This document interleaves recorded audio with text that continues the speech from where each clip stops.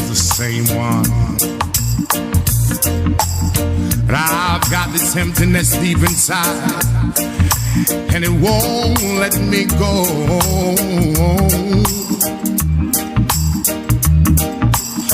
And I'm a man who don't like to swear, but I hate the sound of being alone. I am myself to no one there, and no one heard at all, not even the chair. I am my pride. I am said then I am lost and I can't even say why. I am myself to no one there, and no one heard at all, not even the chair. I am my pride. I am seduced,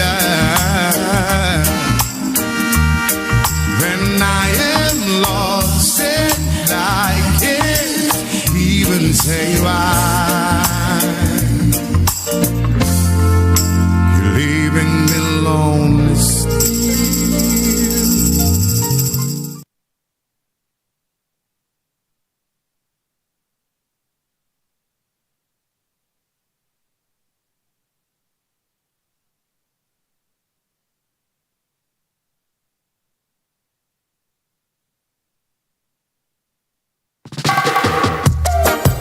Oh yeah, hey, hey, hey, hey, yes.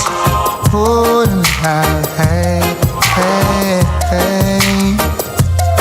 Yeah, baby dance, little more for me, yeah. Oh, yes, sir. I've been watching you across the room. Wish I could tell you how I feel. If I could get closer, a little bit closer, then I'd show you the deal is. All night I've been uptight, and then you're inside, and then I'm alright, cause you're so clean, if you know what I mean. I mean to hold you and never let go. You need to be here in my arms. Hey babe, on my shoulder, you need to be here in my arms. Hey, hey, hey. Don't let the waiting be too long. Can hardly wait a minute more. Say excuse to the crew you're with. Come feel rubbed out hardcore. Yes. All night I've been uptight, and then you're inside, and then I'm alright, because you're so clean, if you know what I mean. I mean to hold you and never let go. You need to be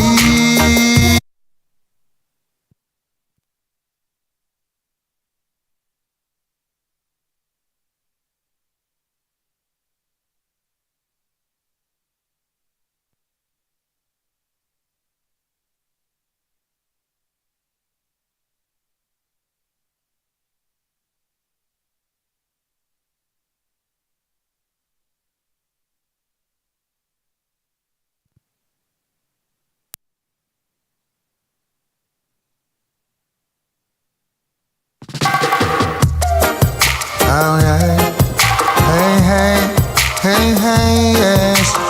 Oh, hey, hey, hey. Yeah, baby dance, little more for me, yeah. Oh, yes, sir. I've been watching you across the room. Wish I could tell you how I feel. If I could get closer, a little bit closer, then I'd show you the deal is. All night I've been uptight, and then you're inside, and then I'm alright because you're so clean. If you know what I mean to hold you and never let go. You need to be here in my arms. Hey babe, on my shoulder. You need to be here in my arms. Hey, hey, hey. Don't let the waiting be too long. Can hardly wait a minute more. Say excuse to the crew you're with. Come feel rubbered out hardcore. Yes. All night I've been uptight, and then you're inside, and then I'm alright because you're so clean. If you know what I mean to hold you and never let go. You need to be here in my arms with your head on my shoulder. You need to be here in my arms. Yeah, yes. Dance for the woman. And we dance, yeah. In the meantime, dance for me, woman. Hey, hey, hey. Dance for me, baby. Do it like I'd love you to do. Dance for me, baby. Hey, hey. Oh, yeah. A work of art, that's what you are. Any which way your body turns. Picasso, Michelangelo would war as to which one should own, yeah. Fulfilling what your body gave, yeah. It's enticing and not surprising that you're so clean. If you know what I mean to hold you and never let go. You need to be here in my arms. Special lady, you need to be here in my arms. Rock me like that, baby. Dance for me, woman, dance. Oh yeah. Take me out of my world, put me into yours, yes. Hey babe, I want you to dance, baby. Dance, baby. Dance for me, yes. I love you like that. Yes, you love me like this, Paris.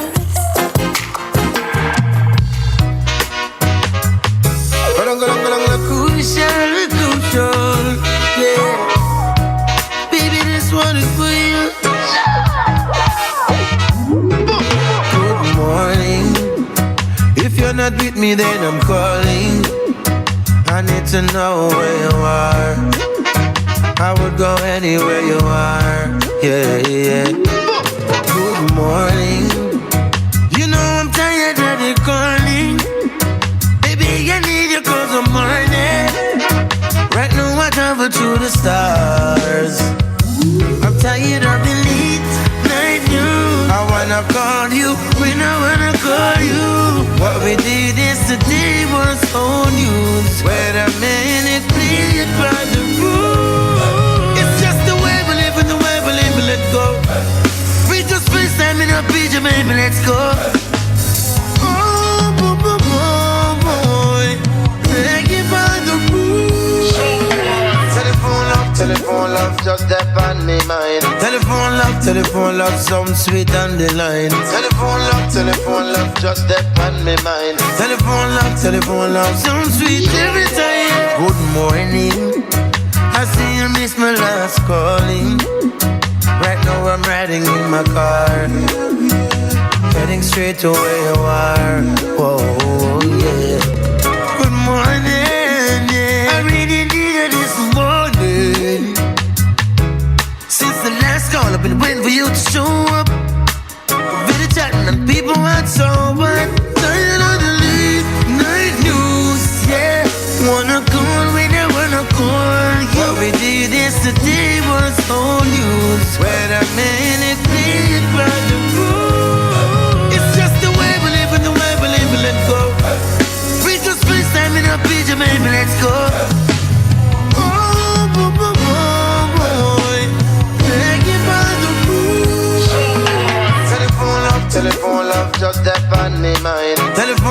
Telephone love sound sweet on the line. Telephone love, just step on me mind. Telephone love sound sweet every time. Telephone love. Telephone love.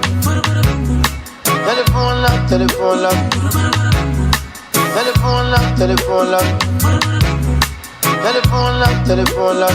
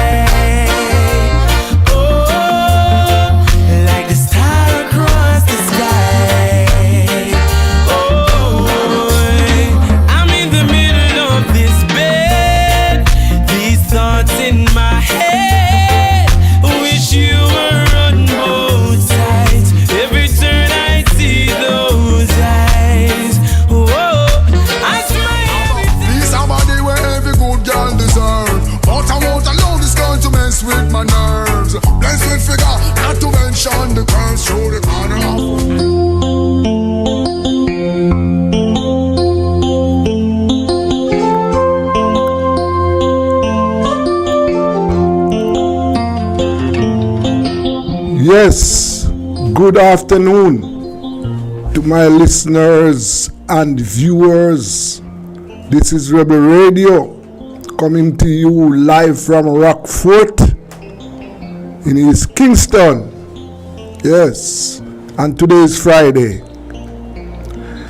As per usual, we have information for you. Information that you will not find anywhere apart from Rebel Radio. Alright, let us kickstart by talking to one of our public commentators. Mr. Lucius White. Hello, Lucius, how are you? I am very fine, thank you. Yes. Okay. I am supposed to be fine myself. Yes. Yes. Well, between now and the last time we spoke, so many things have happened. Both locally. It's a dynamic place, things are always happening. Yes, both locally and internationally, sir. Yes. Now, locally, we saw where on the political front line, we saw where the PNP, based on the last polls, has taken over the lead from the JLP. And we also saw where the party has settled candidates both in Northwest St. Elizabeth and Southeast St. Ann. And we know that they have on their agenda to ensure that they have all their candidates in place before conference. The crime continues. What's on your mind, Lush? Well, the polls, I don't think should surprise anyone. Yes. I believe the government is at its most vulnerable and unpopular point. Yes. Now, the PNP, on the other hand, has to realize that if they are hoping that the ball will just drop into their lap, it might not happen. Yes. If you look at the numbers over the last couple of years, it is not that the JLP has been popular. Yes. It is that the PNP has been diverted. In other words, for whatever reason, a number of PNP supporters did not support the PNP. Yes. The end product is that you have a government by landslide that only has 21% of the electorate. Yes. The PNP has been diverted to the point where they only had 16% of the electorate. Right, right. Now, it means that if the PNP is able to get the people who normally support the PNP to come out, then they will win. Uh-huh. But, of course, that requires that a number of people in the PNP will have to trim their egos and be prepared to trim their ambition to allow the party to get the support. Right. Now, if they don't, you could have the very unfortunate situation of another JLP victory with maybe 17% of the electorate, with the PNP diminishing further. Yes. So, and of course, as far as I'm concerned, that's a very bad thing for democracy. Yes, sir. Because democracy is supposed to be reflecting the will of the majority. Of course. And when far that proportion of people to abandon the process, it means that we are hoping for an impossible situation for power to go in a vacuum. A lot of people say they don't vote because none of the parties worthy of the vote. But guess what? By deciding not to vote, it means that it is the people who vote that's going to matter. Yes, of course, because those are the votes that will elect the government. Aye, and herein lies one of the danger. Yes. People who are selling their votes don't recognize that the man who buy your vote don't owe you anything, you know. No, He has paid you for what you think you are worth. yes, of course. And unfortunately for the country, the more people withdraw from the process, is the less people that the corrupted people who are prepared to buy vote, they will have an easier task. Yes. So altogether, people must decide at least not to allow a government with a record that is anything other than enviable to continue. Yes, sir. I can't recall in the history of Jamaica we have ever had any single administration with so many allegations and criminal charges, some that have been laid and some ought to be laid, and altogether it suggests that whether it be ineptitude or just downright corruption, but the state, the affairs of state is not being efficiently or properly run. Mm-hmm. And anybody who is satisfied with what is going on, then they ought to vote for the government. Anybody who is not satisfied must or ought to vote against the government. That means you go to the polling station and you ensure that anything that looks like the bill, you don't put your eggs anywhere near it. Yes. You see, that is the only way to show your dissatisfaction. Because remember, protests in Jamaica don't mean anything unless it has some degree of disruption. So the nice little placard that is sanitized right in the paper is going to be ignored, and the government will continue to do what it thinks it will get away with. You're talking to the phone. Your voice going on. Yes. Yes, I think I'm talking. You can hear me? Yeah, I'm hearing you now. Yeah. Right. I'm saying that the government will continue to do what it thinks it can get away with. Yes.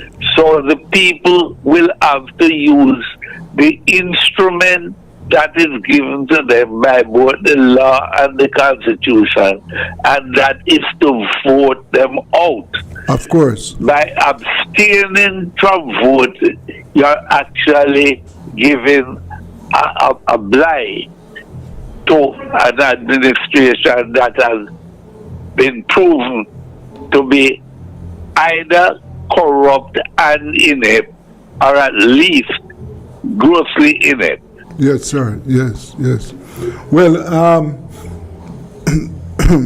what one of the things that we have seen, and you touched on it a while ago, that over the last, say, 3 or so, the last elections, what we have seen is a decline in the in number. participation. Yes. And that for me is a very, very bad thing. Yes. The vote is a very precious instrument. And when we fail to use our vote, what we are inviting or asking is for violent confrontation in order to bring about change. Yes.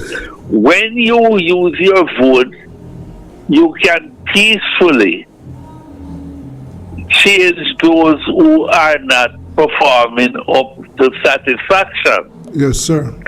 But if you don't use your vote and you continue to be dissatisfied and they continue to be inept and corrupt, there will come a time when you're not going to take it anymore. And that means you're going to use violent means. Invariably, what you get, at least for a period, is anarchy. And Because there is no organized structure for the transfer of power. and we don't want that. We don't No. want that because we have been having. Definitely not. And this is why I'm saying to the people, this withdrawal because of your dissatisfaction Yeah. is not the answer. The answer is to organize. You either go inside the party and organize it, or you vote against whatever is in power to ensure that there is not a perpetuation of what you are dissatisfied with. That's true, man. That's true. We have been having peaceful transfer of power in Jamaica since 1944. We don't want that to change. But we are carefully laying the grounds to put an end to a lot of people went through a whole heap of struggle over many years in order to get a vote. Yes. And now we get the vote. We are treating it with contempt. Yes, sir. Yes. And I am seriously suggesting to the Jamaican people that they get more acquainted with both their constitution and the laws governing them, so that people can come and tell you any foolishness and you accept it because you don't know. Make it be your business to know. Yes. And you see, we have created an environment where instead of the politician recognizing that they are your servants or they are there to serve you, people believe that the politician are their boss and it's there to boss them. Yes.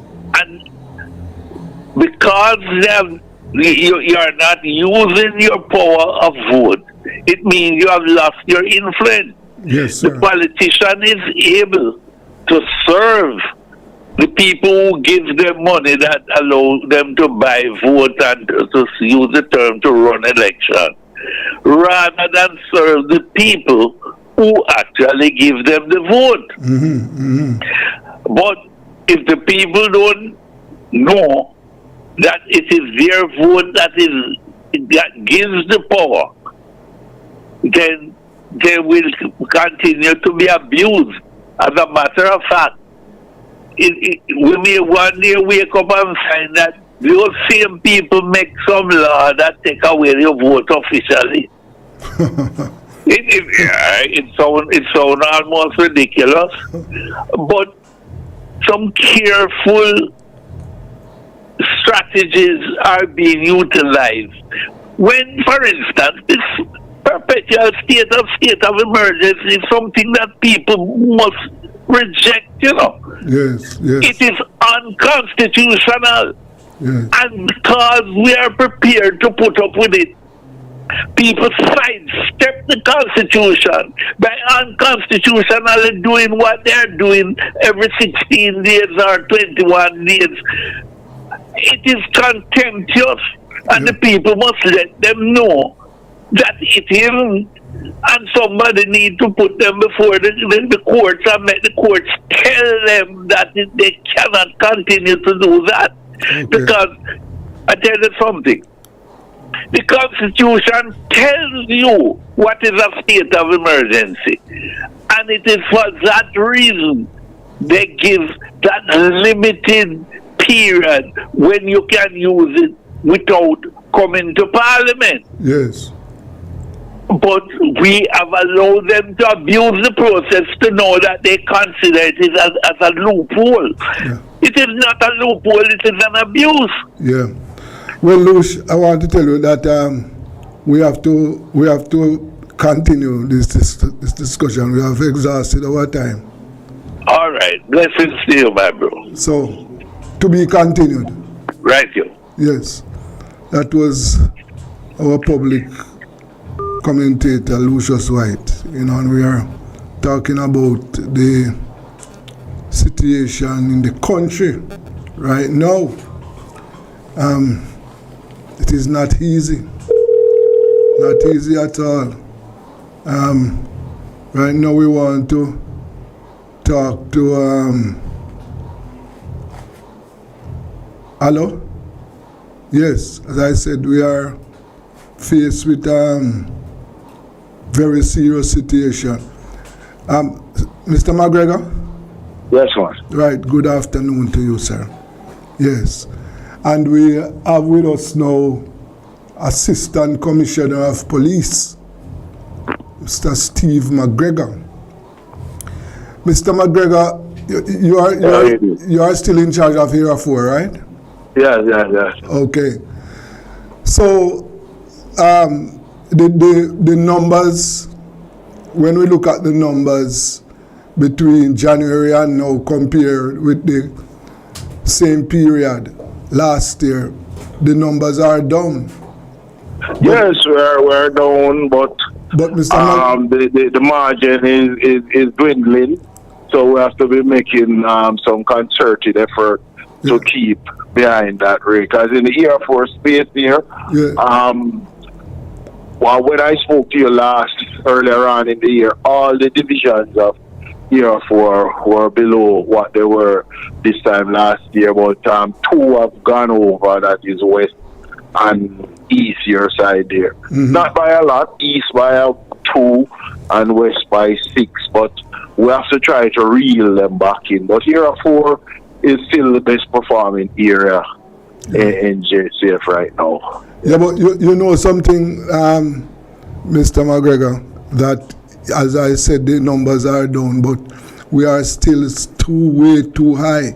You know something that I try to do? Since the year, I just cannot recall a 24-hour break when a Jamaican has not been killed. Yes. You know, and those one day break sometime is an aberration, but you know, it normally comes like with World Cup or World Championship or Olympics or during the COVID period. We had a couple of those days too, and those kind of things. You have to have some other, sadly, distraction that will take our men, and I have to say men because young men, they are the main contributors to crime and violence in our country. And I've always said it that they are those who are killed mostly, and they are the ones who do most of the killing. Just earlier today, because I've always said that and it's not bad to hope that when any of these criminals commit crime and trying to get away, they should run into a police patrol. And a group of guys committed a murder on the bottom of Orange Street, not the bottom, in the middle there of Orange Street. And we're going up Orange Street in an effort to flee from the scene.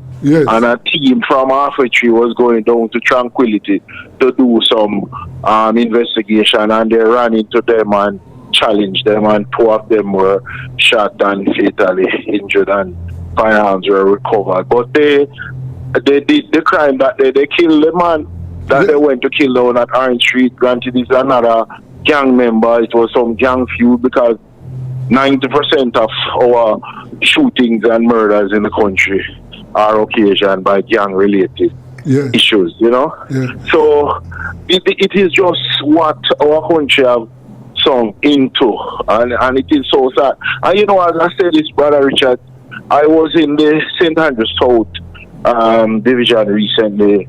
They were doing some connect with the citizens, and I went and made a presentation to them. And the CSS team was telling me that there are a lot of youngsters in that community. It was the Cockburn community, I think, Coburn Gardens, they call it. Not going to school, the parents not allowing the kids to go to school. And I was telling the parents that it is on the books, the Child Care and Protection Act, where if they deliberately don't allow their kids to go to school, they can be arrested. Yes. You know, but before I said that, I prefaced it to them. I let them know that the police teams are doing a lot. We have situations where we can assist them when they are meeting into difficulties and not finding money. They can go to their pastors, even their political representative, but they should not allow the kids to suffer because they are obligated to ensure that they go to school, because they are the ones who end up being the main recruits for these gangs in and around the community and so on. You know, a lot of these young girls that we find reported missing, sometimes they are just around the road, you know, shacking up with the dons, and so them take them, and the parents know. Yeah. So a lot of our parents are very complicit in a lot of these things. So I was telling them that when we find out that they're deliberate in these actions, we are going to arrest them. Yes, yes. And lo and behold, I heard that a man there from our side there east. Yeah. I know him from way back in the days, named Lonesome, chastising me and saying, oh, me this and that, and why we should be doing. But what I'm saying, we have so much armchair people who don't understand the situation and just saying, why should we be scaring the parents that we lock them up and them not have no money? Why we not going to lock up the government and some crap? And we need to do better than that, because our young people need guidance, you know. Of course, and the parents, if they are not doing it, they should ask for help. And so that's where it's coming from. But you know, those things don't deter me, because I've been doing this, as you know, from in the days. Yes, you know, yes. I got the police officer of the year top cup from what we did in Rockford, and look how it was terrible there. The amount of people that we changed and made it better, you know, it's just the continuity that don't make it happen. But tell me something, you know, have you been able to put your hands, have you been able to find out what is behind the growth of gangs in Jamaica, criminal gangs in Jamaica? Well, a lot has to do with it. The change of culture. All right, if you can think back, I wasn't born in the corporate here in Kingston. I was born in a place named Moortown in Portland. Yeah. That's where Nanny is from. Yeah. And I can remember all the people in the country would know about what is happening. Is when the people who go to town to market come back, they would gather in the town square and they would tell them stories of what is happening in Kingston, you know, and they will tell them all foolishness too, but you have to believe, because there's no other way to know. Right. Nowadays, people are calling me from that same district that I am from in Portland. Some McGregor, it's what happened down Orange Street. Yes, I know even before I know I am in Kingston, you know. Yes. And they are calling me from that remote part that I am from and asking me what is happening. The point I'm making is the information flow now is so fast. Yes. The whole social media, the kind of internet, the things. So people learn a lot of things without any kind of unlearning, you know.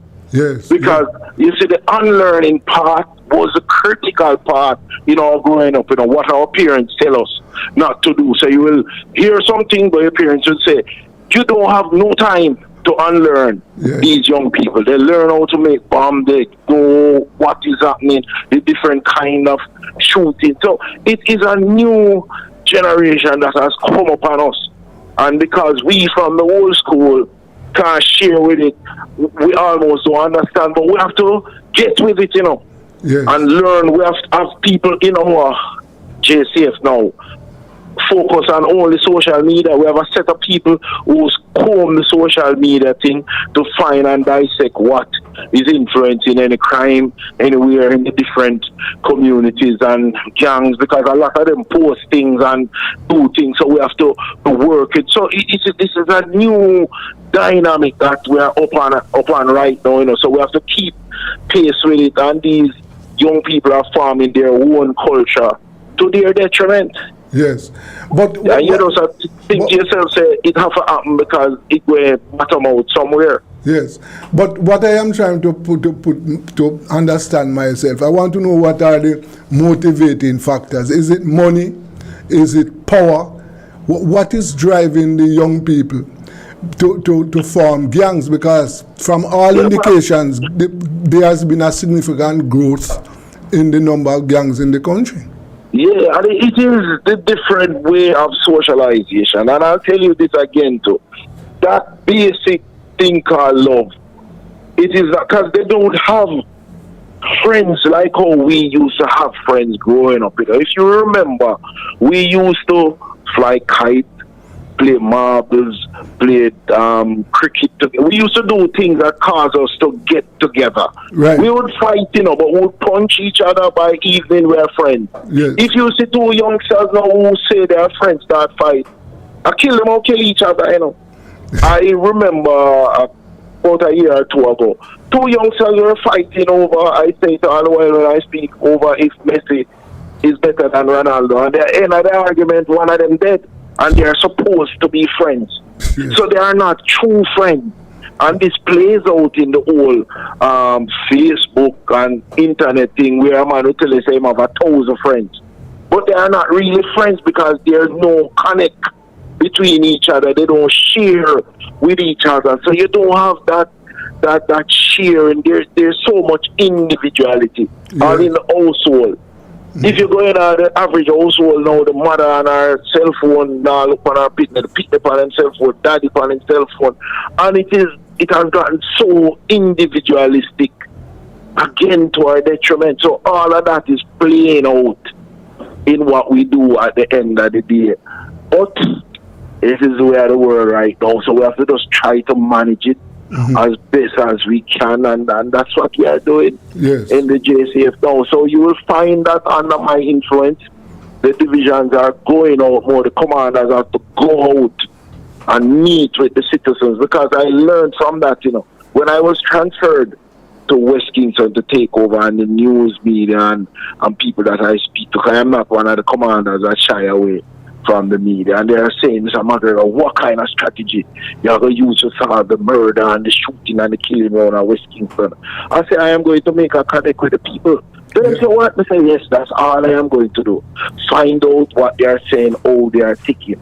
Yes. And one of the biggest things, I've said it all the while, that jump out at me, I've even written it in part of my thesis in one of my masters that I did. When I found out the problem that the people had in West Kingston, it was not about the murders and the shooting, Richie. Yeah. You know what they were concerned about? Yeah, what? Dances. They had learned how to dance between the raindrops of the murders and shooting, because around there, so them living. Yes. So the shooting and the murder was not their problem. Their problem was about eating a food and keeping dancing and having fry. So, right away, my murder reduction strategy was kind of around managing night, and the rest is history. You notice when I was leaving West Kingston, they were block the road, because I put it to them now, sir. As long as shootings and murder go on in your community, you can't get no dance. Yes. So they now have a vested interest in not influencing any dances and shooting. Yeah. And I would have had a little personality to it, because I bring a difference, and I say, well, if you invite Mr. McGregor to a party, it can go on until when him leave, because I'm at the boss. So everybody want to invite Mr. McGregor now. Yeah. And I became the dance easily, without killing and shooting anybody. Everybody respected me. Yeah. So that so making that connect with the people is very critical, Yes, of very course. critical because you have to know what they are saying and how they are thinking. Yes. You know what I mean? Yes. It, So that's it, my brother. how are you dealing with resource? How you are managing with resources? The force always has a problem with resources, and Well, we are I always know. a first aid force Yeah. that is using the facilities available at the time. We are a developing country, so we never have all that we need at the time. But we are really good at what we do and what we have. It has gotten better, you know. Yeah. Because you see, like with vehicles Yes. and telecommunication and the whole that we have improved mammoth where that is concerned. But there are other things that we are short on. We are always short on numbers, uniform, other things. But we are getting there. It's just for us to get our commanders to go out and make that connect with the citizens within the community that they live. All the commanders don't want to do it because it takes time to, you know, and it costs you to, you know. I remember when I was in West Kingston, I used to have to change out $3,000 or $4,000 in $100 bills and put in my pocket. Yes. So when I go in any community, I just can go out and take out two and give to the kids, so you know what is coming out. Because if you ever go in your wallet and then to the 500, you're crazy. But you have to share with them. So and you have to genuinely love people. And I grew up in Dunkirk when I was a youngster, so I know what hard life is. I went to Miss Allen Basic School, to Franklin Town Primary, to KC, and to the different universities. So I know hard life. But I just want my new commanders not just to go get accreditation and be bright, but to mix with our citizens and make them know that they are there for them. And hopefully it will get better. I turned 60 January, you know, so you know I am counting down. I go off on vacation leave, this retirement leave this year, so there won't be no more McGregor in this realm, you know. Yes. They might send me somewhere else, I don't know, but I know that my calling is dealing with people, working with people. So who knows, somewhere you might hear me. Yes. But the force need people with the kind of your kind of expertise, because you said something a while ago which is one of the key component in dealing with the crime problem, and that is knowing your people. When the police can develop a trust with the public, it is many times better for both parties, because the police need information, and every crime that is committed in Jamaica, every crime, I am willing to say that there are people who know about it. Yes, always none happens and somebody don't know. Yes. You know what I mean? Even this young girl that we are looking for, the lady that was a part of the whole situation, somebody know, and I would want to put it to you, more than one person knows, you know what I mean? And it's just for them to find somebody who they trust and a policeman who they can speak to. And it will come, you know, and I know, and you know, anytime I go on the radio, I give them my number, because I'm never shy to give my number anywhere and say, call me. If you don't want to go to any other station, call me. Yes. And we will work with it. So that's how it is. Our country is a beautiful country, but it is very challenging in the crime situation. But we're up to the task as a police force, and I know we'll get there somehow. We'll have to manage it as best as we can, my brother. Okay. So as it stands now, you are saying that in your division, things are your area. Yeah, because my area of Kingston East, Kingston West, St. Andrew Central, St. Andrew South, and but 5 of them. I call for all 5 of them: East, South, West, Kingston Central, and Kingston East. Yeah. And you are saying that the numbers are down with the exception of 2 divisions. Yes, Kingston West and East. But they are working on it as we speak, so we should get there. But overall, our numbers are below what it was this time last year. Shootings are all major crimes are down to shootings and robberies. All of those. I think just larceny, the minor one, not the major ones that we look at. Shootings and murders, those are down. Rape is down. most of those crimes in Era 4 are down. Yeah. You know. But I saw that in your division last week or 2 weeks ago, 2 members of the force carried out a terrible act against the Chinese members of the Chinese community. We are working with it. They were pointed out on ID parade. We are looking for others because we know it's not just a few of them. One thing, Brother Richards, with the JCF is that we wash our dirty linen in the public and we are not afraid. So it seems as if we are worse than most, But our compatriots, the teachers at the banks, they hide those things and so that their goodwill still stand. But we make it known that we have turfed out these ones that we find, and we make them know in no uncertain terms that when we find them committing these acts, we are going to get rid of them, and they will come, because it's the same public that they are coming from, the same public that is reading these, and some of them and a lot of them will slip through the scene, so become police officers with that kind of mentality. So we go at them. And it happened. So it in fact did happen, but we have to catch them. And we set up a sting operation and caught these 2 youngsters trying to leave the island. Okay. You know what I mean? Yes. Yeah, so we did not allow them to leave. We found them and put them before the book. So we are dealing with it, man. It is sad, but we are dealing with it. Okay. Okay, I want to thank you very much for Yeah, man. No respect, my friend. Taking time. And I always, when I speak to you, I let them know how far we are coming from. When I was the inspector in charge of Rockfort and you were a young journalist then, you were always on our doorstep wanting to know what is happening. And both of us have grown into older men now that I'm even reached the way I'm going to leave the force. But I have to tell them to me in the serious group still, but we are coming from far back, my friend. Yes. All right, cool. You could be my son, man. All right, see that. All right.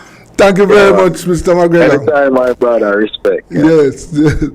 That was Assistant Commissioner Steve McGregor, keeping us abreast of what is happening on the crime scene. Yes, it is very, very ugly out there. He's in charge of Area 4. Well, let us go for a short break. This is Rebel Radio.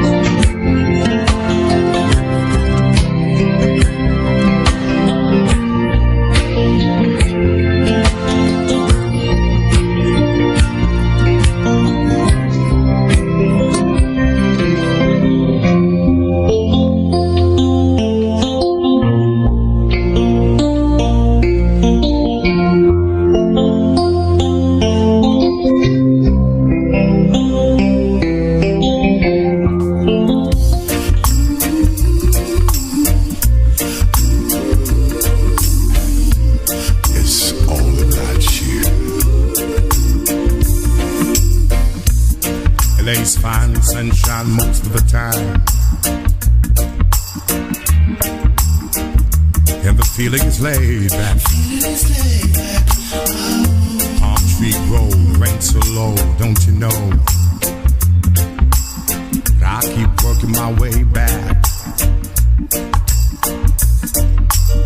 But I'm a Jamaican boy, you born and raised. Nowadays I'm lost between two shores. LA's fine, but it ain't home.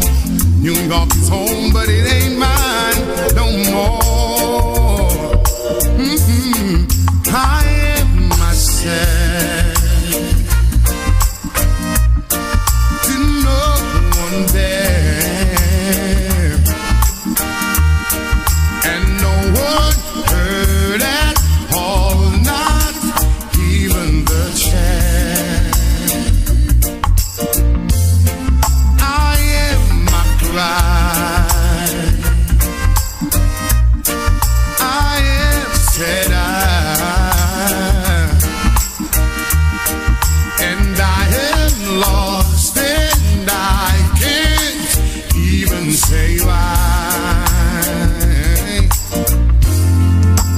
Leaving me lonely still. Did you read about a frog who dreamed of being a king? And they all became one, except for the name. A few other changes. You talk about me. The story is the same one, but I've got this emptiness deep inside, and it won't let me go.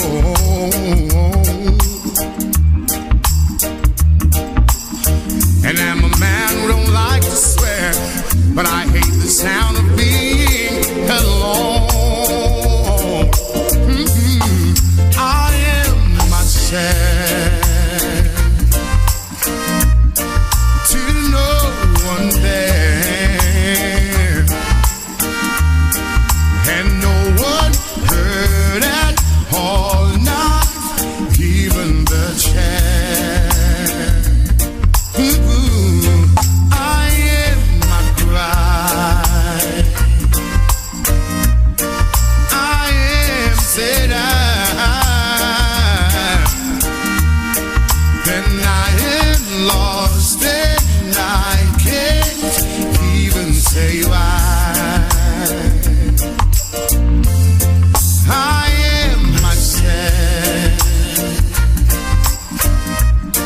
to no one there,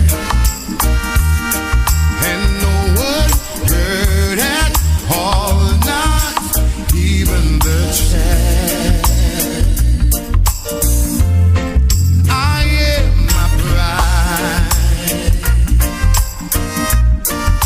I am said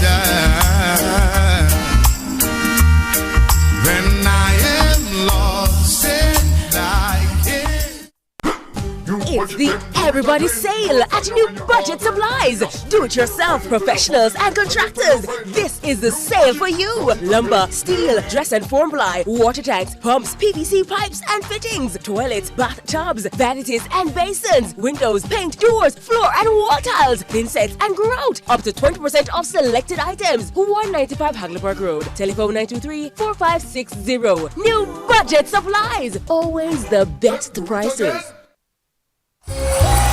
Tools Hardware and Supplies is having a massive civil servant sale in celebration of all civil servants. Store-wide discounts and specials on new arrivals and best-selling items for all your home renovations. Best quality items at the lowest prices island-wide. You will love the savings. Just show your ID and you're good to go. So come visit us at 279 Spanish Town Road, 4 South Camp Road, 8 Red Hills Road, or online at toolsja.com. Tools! The Lion King of all. For your best life, wait. Go check your HIV status, wait. So keep your life trending, no pretending. Me I tell yourself it do it for you, do it for you. Every time you are link with a condom, coulda husband, coulda wife, coulda be a random. Condom connect and protect your profile. Be your own fan, do it for your best life. Do it for your best life. Do it. Don't put yourself at risk. Condom connect every time. Do it for your best life. Do it. Ever wanted to share what you know about Jamaica? Best decision ever. Feel the sand between your toes and the gentle waves of the sea on your skin. Feel the warm Jamaican breeze lift your spirits and nourish your soul. Escape to exactly what makes your heart beat. You will love every moment. Jamaica, heartbeat of the world. Let's go.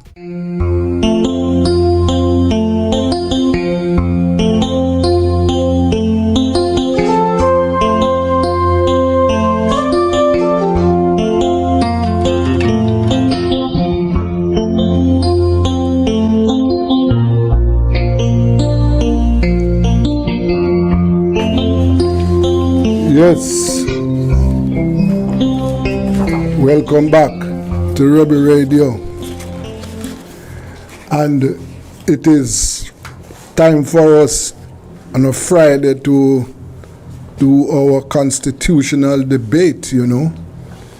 There's a big discussion taking place in the country now about changes to the Constitution.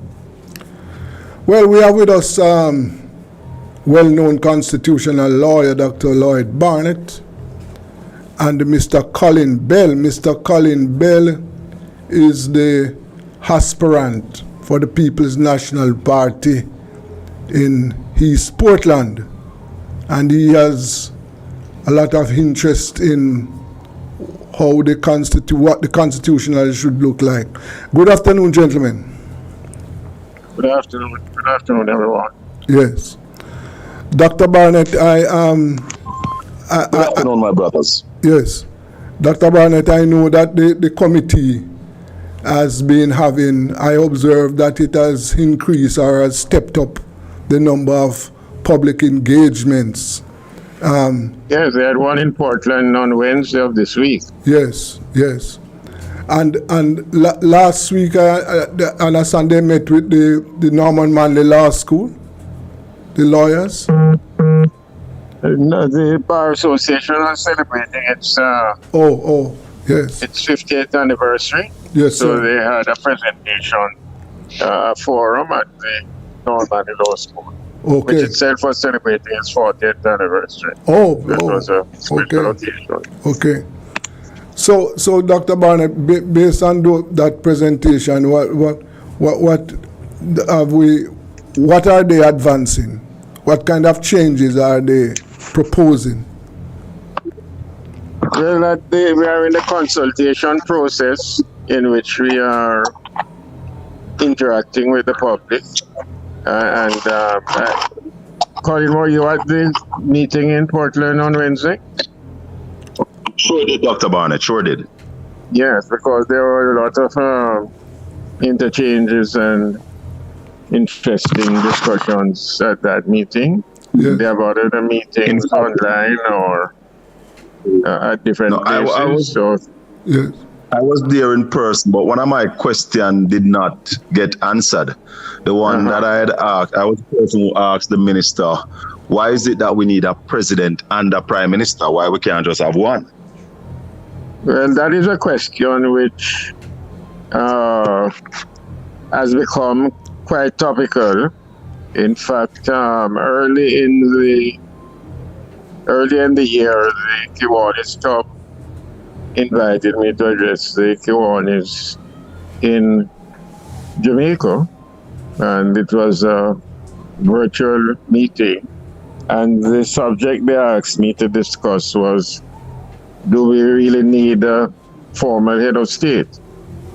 And that's a very interesting question, because a formal head of state may be given some specific powers, but essentially the term formal means that it's really not an executive office, and therefore we have to consider what are the benefits and what are the costs involved in having an office in which there is a limited number of actual executive functions. Mm-hmm. And that is something that You see, you have that office if it is a former head of state because you want somebody who represents the unity of the nation and speaks on behalf of everyone and is not a person elected in a contested election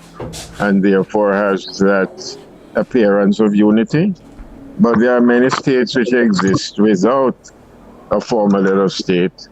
And, it is for us to decide whether we think it is justified to have a formal head of state on the basis of its imagery and contribution to that sense of national unity. But one of my issues with it, Dr. Barnett, is the fact that we have a prime minister who is not elected by the people, who will be naming this president.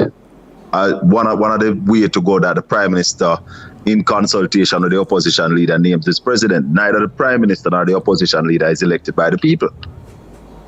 No, hold on. You can't say that they are elected, and when they are elected. Yeah, I don't understand that, Colin. They are elected. No, they are elected as members of parliament. Yes. It is the members of parliament that decide who become the prime minister. So they don't have the overwhelming election of the people. No, but hold on. President of America. I don't think any Jamaican who goes to the polls doesn't know that when he votes for a JLP or a PNP candidate, he's also selecting a government, and that the prime minister, the person who is going to be prime minister, is known, and that you're electing not merely a captain or a champion, but you're electing a team, and you know who is the leader of the team. But Dr. Barnett, let's not forget, though it might have never happened in Jamaica before, that the members of parliament can remove that prime minister anytime they wish. Yes, but what you do in a case like that is you provide that a special majority, one, so that it is not something which is flippantly done, and secondly, that an election may have to be called. You can have that mechanism so that the people can pronounce on whether they agree or not. No, but my understanding, which is even better than the other way, where you can't remove the person because they're selected for a specific number of years. There's no control over it during that period. My understanding, and I don't know if all Jamaicans don't understand this, but my understanding that since 1944 in Jamaica, that we have a system that when elections are called, we know who we are voting for. It's either we are voting for JLP or PNP. And we know who is the leader. And we know who is we know who is the leader and who is going to be the prime minister. You see, one of the things that I would want to introduce in this debate, is that we can avoid too much the theory. What we have to do is look at the systems and how they work. So, for example, the parliamentary system is at work in Jamaica and elsewhere in the world. The presidential system is at work in all over the world. So when we are talking about our constitution, one thing I would like us to do is to look at what exists in the world, how they operate. And then from that we can make choices as how we would like our system to operate.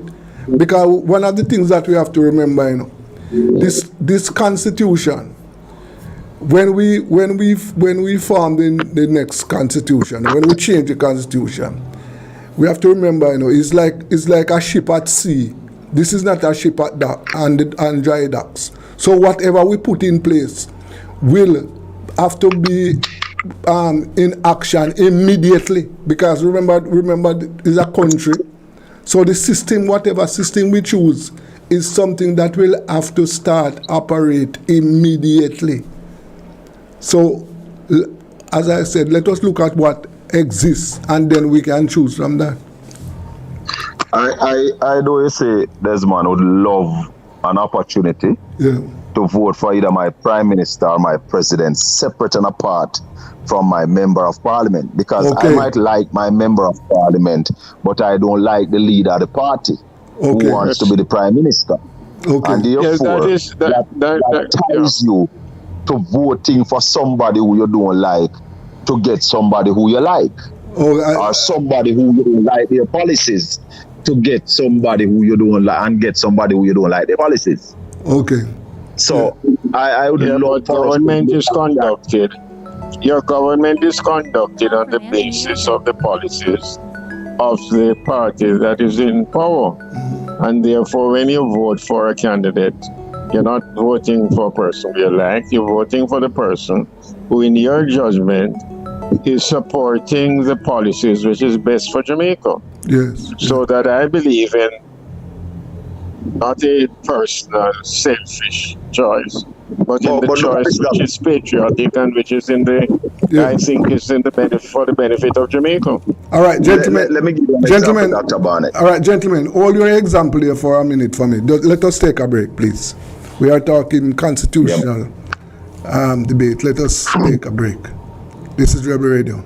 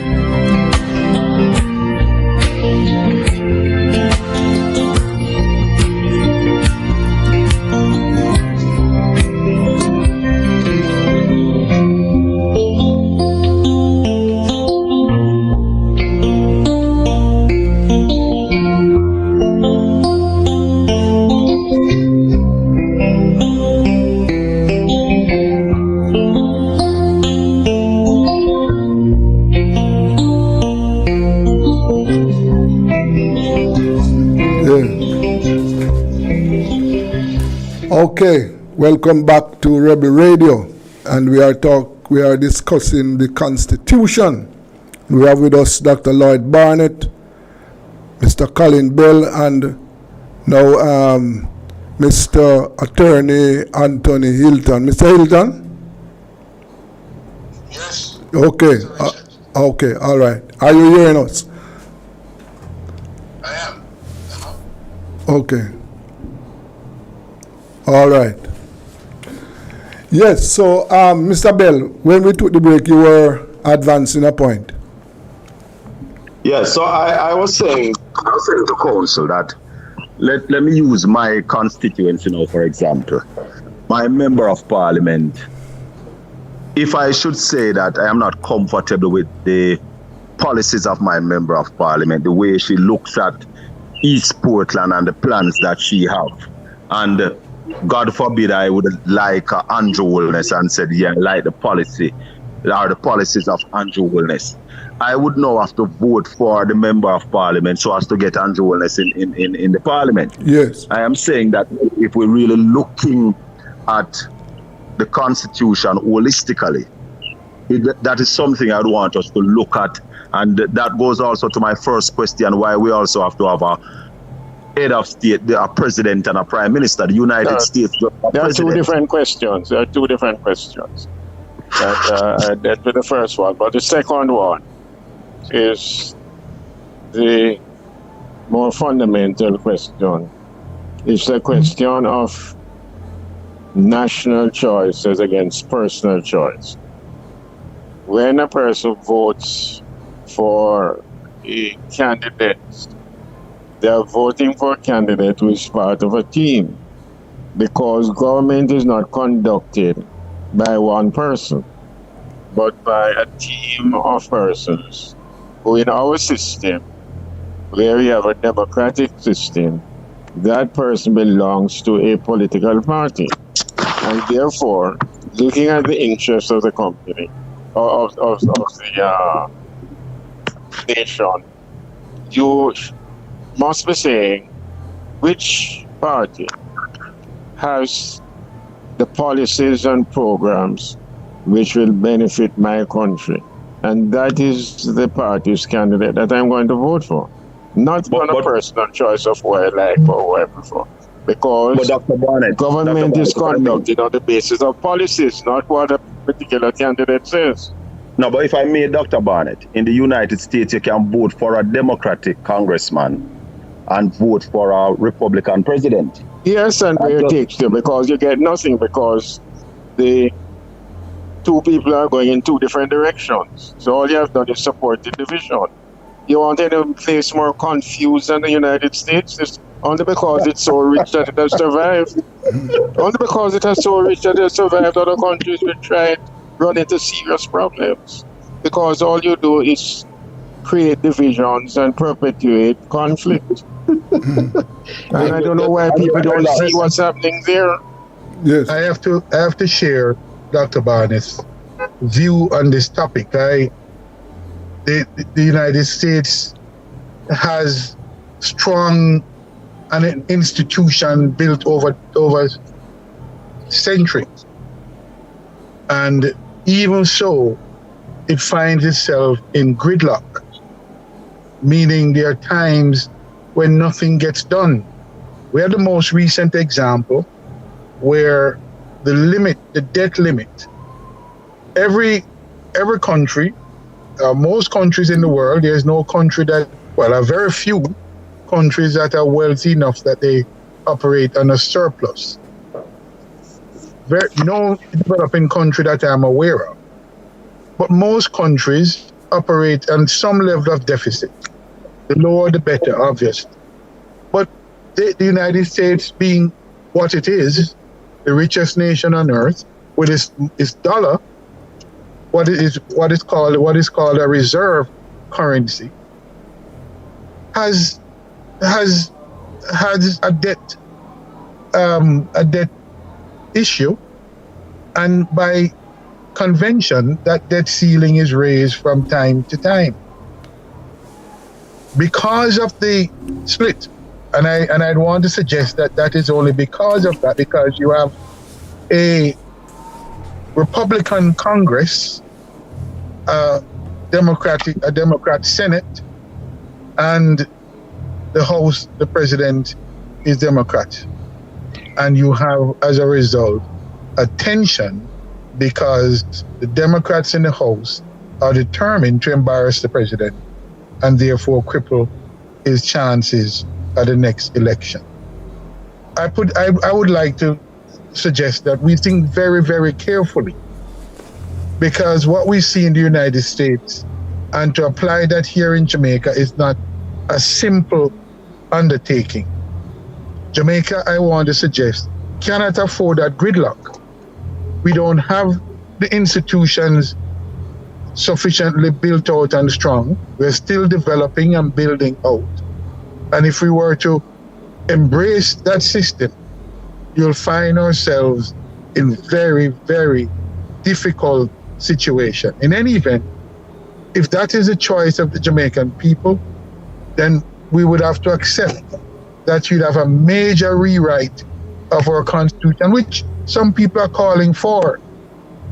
What that means is that some of the lessons that we've learned, the experiences that we've had, we simply would throw that away to go into what will be largely experimental, because the fact that it works somehow in the United States, and as we've said, not well either, doesn't mean that we will even come anything close to that, were that to be adopted in Jamaica. So we have to think through it very, very carefully, and not simply embrace it because the United States has it. This one requires deep thought and careful judgment.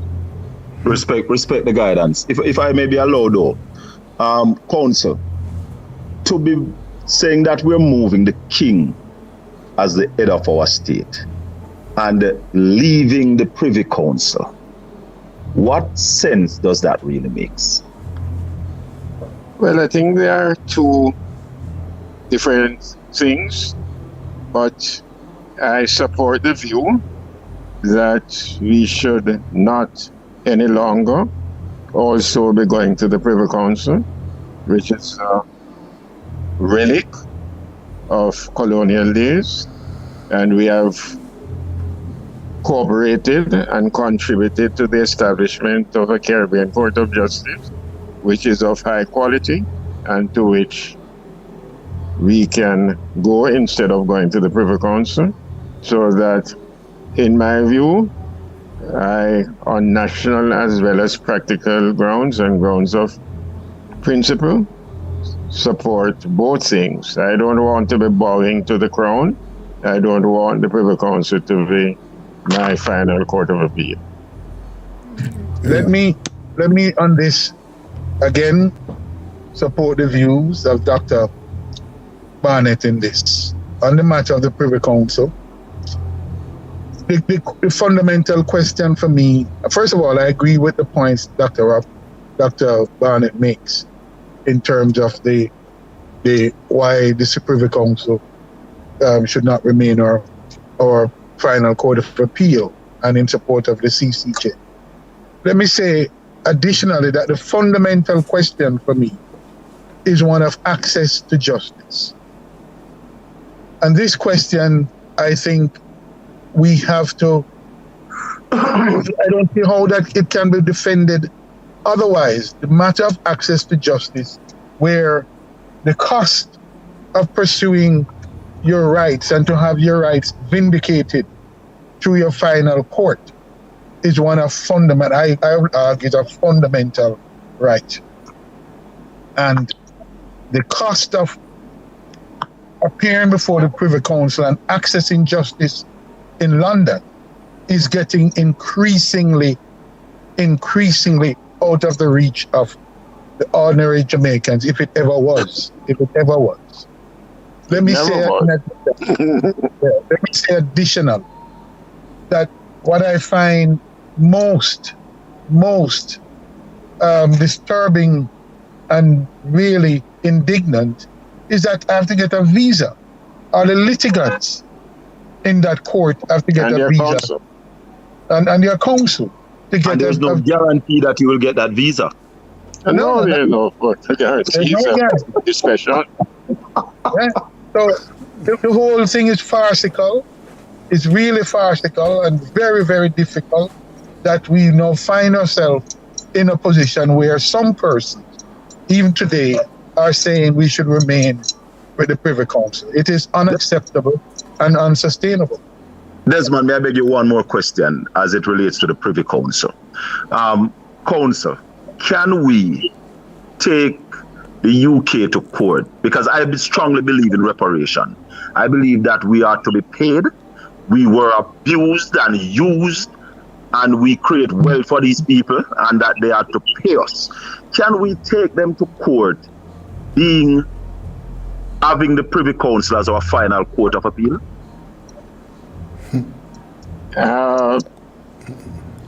You have two different questions there. The first one is, can we take them to court? Meaning, do you have an action which the court will recognize? Because it is not every right or every wrong that the court will entertain an action in respect of. You have to have what is a recognized, legally enforceable right. So a moral right is not enforceable by a court, so that you first of all have to establish the cause of action, as lawyers call it, in the ordinary jurisdiction of the court. There are some claims which can be made in international law, in an international forum, but that access is dependent upon agreement of states. So that unless Britain and Jamaica and the other colonies, ex-colonies, agree to go to an international arbitration or to the International Court of Justice, then there would be no court that would have the jurisdiction to hear such a claim. So that there are these two factors which have to be taken into account. If it were something that could be started in the ordinary courts, then the final court of appeal is the Privy Council. And I don't think you have a ghost of a chance of succeeding in the Privy Council on a claim for reparations. Yes, yes. But the gentleman on the question of the Privy Council, as we speak, and we have two members of the committee, the Constitutional Committee with us. As we speak, do you know or do we know what is the position of the government on that? Because the government position is critical to whether we stay or we leave the Privy Council. And as members of the committee, could you enlighten us what the government is saying about it? Let me take that question. I wouldn't want to expose my esteemed senior counsel to what is it really a political question. And you're quite right. You're quite right that the government needs to speak with greater clarity about what its position is.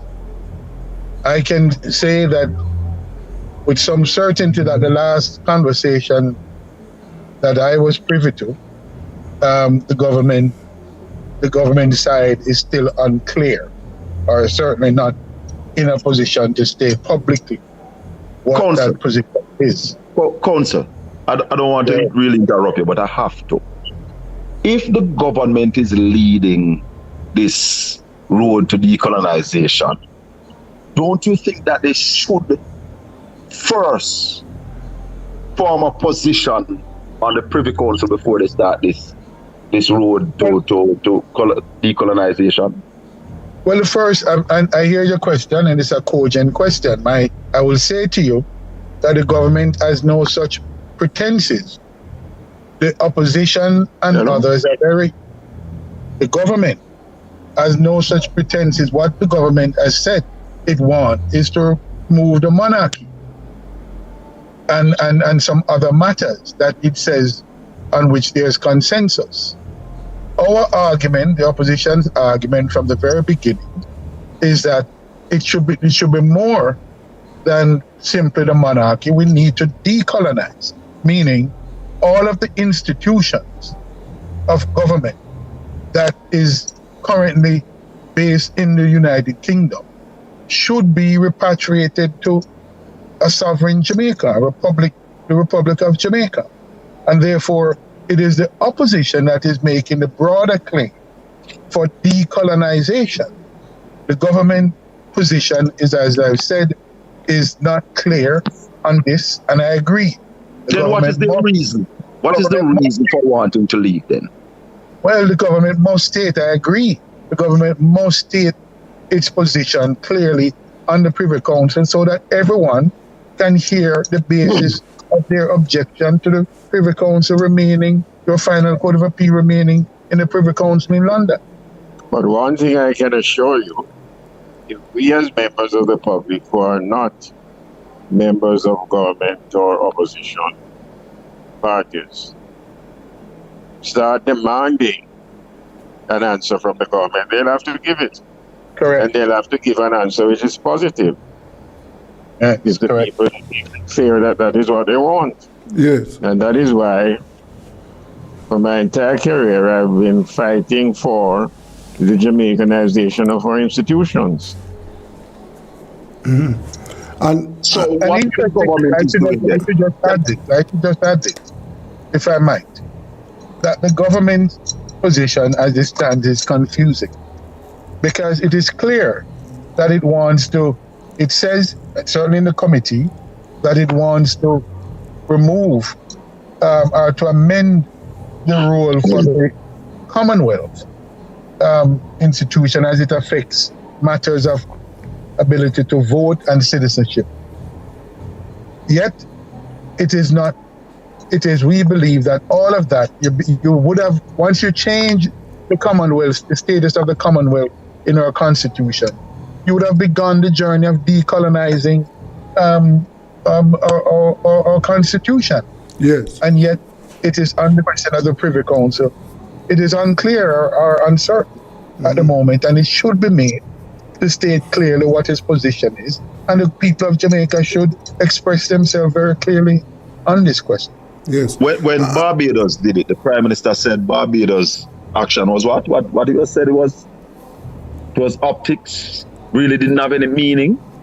I want to suggest that if we are just going to move the king, then because the king don't really do nothing to Jamaica or do nothing for Jamaica, there's no connection except that we're paying our Governor General so much money. If we're not moving the Privy Council, I am suggesting that it is nothing. Well, on the view you're entitled to as a citizen. Yeah. And those arguments have to be made. We have to hear the citizens' voices on this.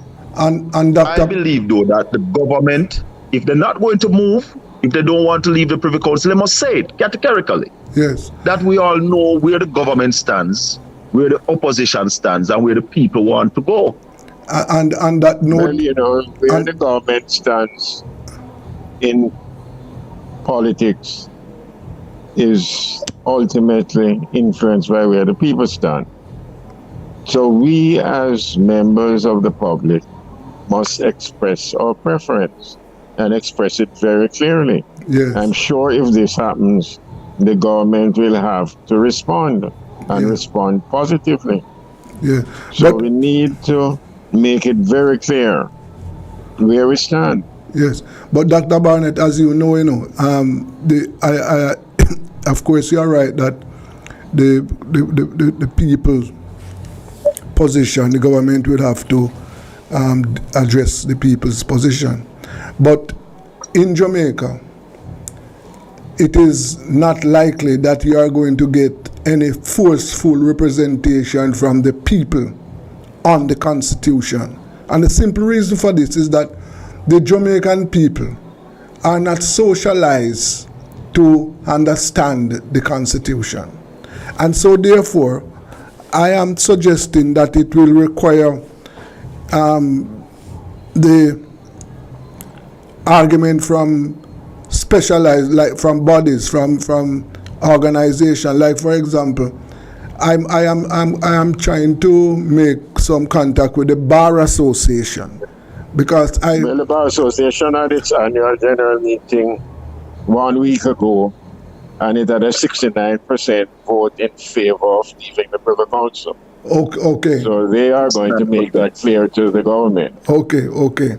Now I am the news media. The news media didn't carry that at all, and that as far as we are concerned, is a very important piece of news. That's a very. Yeah, but there have been, the Bar Council has been mandated to make it quite clear to the public and to the government where it stands. Yes.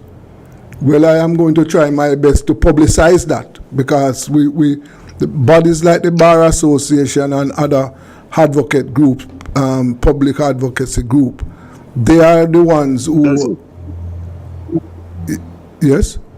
They are the ones who are going to be required to to make this point known to the government. The ordinary Jamaican I am not expecting much from the ordinary Jamaican as it relates to that point at all. Right? Yes, Colin. The question I don't necessarily agree that the ordinary Jamaican can't and won't express a view on this or any other matter. I agree that the education on the Constitution is necessary, and the committee has agreed that a program of education is necessary and is urgent. Will the opposition be taking an active role in driving this?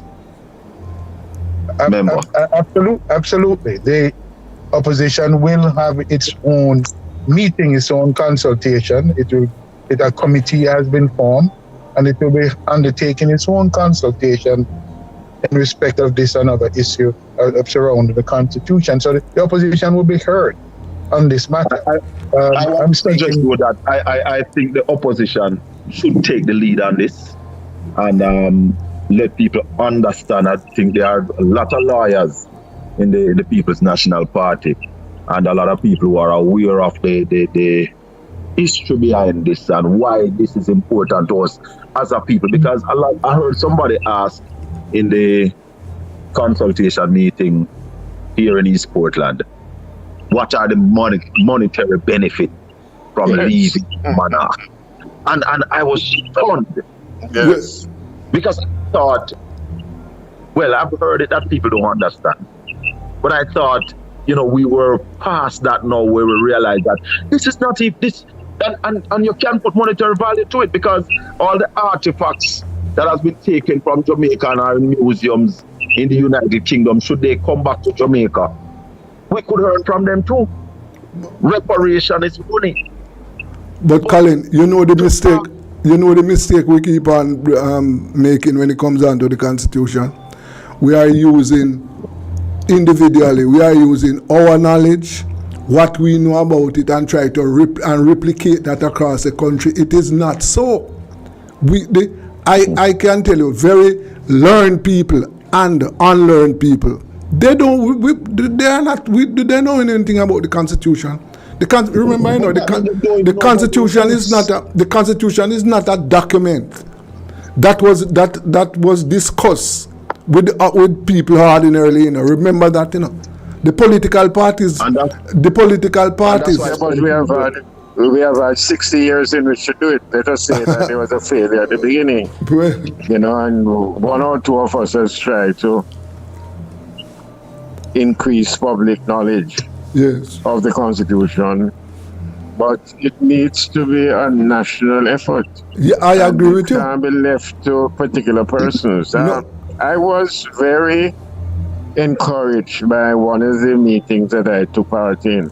It was essentially a meeting of an umbrella group of churches and a group of Pentecostal churches, and the extent to which the leaders of the different churches were very strongly against our remaining with the monarchy. Yes. So that there are persons in the society who are not in politics or law, who understand the need for asserting our national identity. Yes, sir. And we just need to have these people heard. Yes. And make sure that the government doesn't lose the contact with what the people really require, because the Jamaican people don't want to have to take their appeal to the Privy Council. No. They don't want to have to get a visa in order to go there. They don't want people who say that we are burdening their systems and putting obligations on them which they don't want. And we're going there like beggars nevertheless. Yes. And I'm probably Colin, just a word. Probably Dr. Barnett and Mr. Hilton can enlighten me on this, because I heard the chairperson in that meeting at Portland saying that the issue of the Privy Council will be discussed in the second phase of the reform, What? And I oppose to it. Yeah. What is the meaning of what is the second phase, Mr. Hilton? Frankly, I believe we must take the most important and impactful things in the first phase. Yes. And don't doctrinaire or theoretical division into phases. We must look at what is needed. We need a constitution, which is a Jamaican instrument. We need to get rid of the monarchical form. We need to get rid of the Privy Council.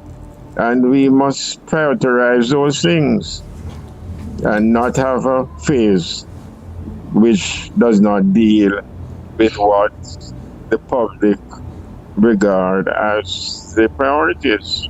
Well, that have a predetermined. That has been the predetermined mark. Yeah. And we must demand that those things were dealt with. Yeah, that's the position of the opposition on the committee. We have made it very clear, both Donna Scott Motley and myself, that it is important that we simply don't talk in terms of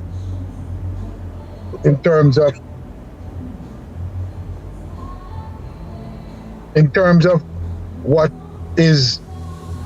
the so-called consensus. In fact, the point is that the government on this point is saying, well, we'll only have consensus. And we said, well, how do you know? How do you know we have consensus or not? If in fact, let's go. If in fact we don't know what are the issues, and we don't go to the people and argue the case for the Privy Council. Because you're saying the Privy Council will not be in phase 2, in phase 1, because there's no consensus on the issue. And we're saying, well, we don't know whether there's a consensus or not. Essentially, you're saying you don't have a consensus within your party, and therefore, the CCJ or the removal of the Privy Council will not be in the first phase, and that's not our understanding, or not. That's not our preference. We believe that those critical institutions of state must be part of the first phase, whether they are part of, whether it requires a referendum or not. In fact, it's easier to address the matter of the Privy Council because the Privy Council itself has said that we can, a 2/3 majority in both houses is what we need to have the Privy Council replaced as the final and the PCJ. Could you repeat? But, as Jamaicans, I think we should look at what is necessary to assert our national identity. Because to have a constitution, first of all, which is made in the form of an ordinance council, and it's not a Jamaican instrument, is repugnant to our national identity. To have a head of state that is not Jamaican is repugnant to our national identity. And as Jamaicans, we should recognize that to have Her Majesty's Privy Council as our final court of appeal is repugnant to our national identity. And we should all be united in that belief. You know what upsets me, Dr. Barnett? You know what upsets me? As a Portlander, where the war between the Maroon and the English was fought here, and whatever truce was called, that the country of Jamaica buys Navy vessels, put in the army ships, put Nani's name on it with the signature of the king before Nani's name. I don't know how we don't understand things like this. My mother was born before 1962, but she had to get a visa to go to England. Shouldn't she be a British subject? You see what people don't know the history of that situation, because in the 1960s, the persons who went to England from the colonies, and this was all over the world, that included people from not only Caribbean islands but from Africa. They were, if they were part of the British Empire, they were treated as Commonwealth or Empire citizens and did not need a visa and were entitled to live there and to travel back and forth. When the change came, when the Rhodesians rebelled against the British government in what was a racial war, when they marginalized the black people, and what Britain did was to change all the laws in relation to British and Empire citizens. But the first passport I had was as a citizen of the United Kingdom and colonies. Yes. They changed that so that only the white Rhodesians could qualify. So that people don't recognize that this racial division has really dictated the treatment of black people by the British government and by the fact that we now need a visa to go to England, and that people who went to England and worked to build back England after they had fought against Nazis, have it more difficult to go to England than the Germans who fought against England. Yeah, that's the reality of the treatment of the Windrush generation. Speaks volume to the British attitudes towards Caribbean people, Jamaicans in particular.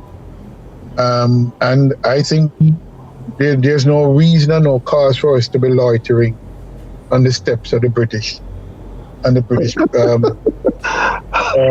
British institution, whether it be the court or the monarch. Yes. Lighter, I like how you put it. Yes. I love it. That's what we're doing. We're loitering. We need to have a sense of pride and respect for our heritage. Yeah.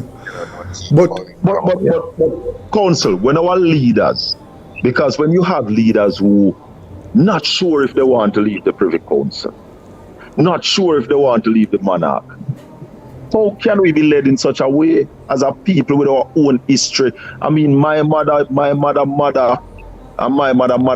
never come from Africa, We are Jamaicans, and it is time that we start defending our own identity and even stop bawling about we are Africans. Yes, we are of African descent, but for the amount of generations that has gone before, we are Jamaicans. Listen, and we should have pride in that. That everything. Right. But I don't know where our civic pride gone, where the patriotism gone, where the love for country, we're willing to give life for country. I don't know if that's here anymore. Yeah. It's here more than I think. It's here. It's still here, and we need to build more of it. And this consultation and this dialogue, I believe, is about reasserting that pride and claiming that pride. Yeah. But something that I would like to be enlightened about. Now, when the committee have these meetings, how do they treat with the feedback that they get from these meetings? Is it that they are recorded and the information is stored, and then they are going to be used as part of what is going to drive? They're recorded, they are summarized. They're summarized from the recordings, and it forms part of the background information that we consider. Yes. Because in some cases it might require further examination of issues raised. Yes. And further discussion, so that it's part of the, you see, education is a consultative process. Yes, sir. Those who educate and those who are educated are learning at the same time. And that is the attitude we have to adopt. Yes. Okay. All right. But, well, you know, I asked the question because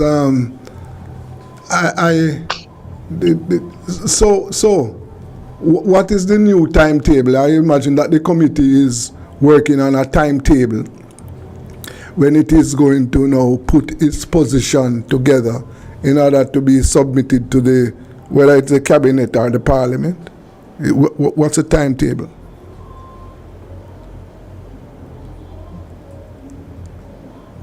Dr. B? I am not aware of a new timetable because the original timetable obviously could not work because the public consultation process, which is a key element, could not be completed in the time which would have been made available under the old timetable.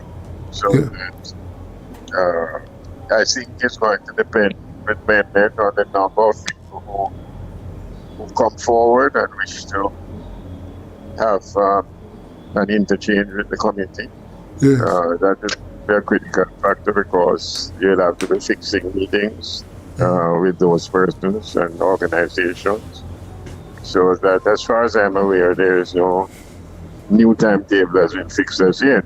Yes. One of the questions we have to keep in mind is that there is an election which is overdue, named the local government elections, and there's one which fast approaching.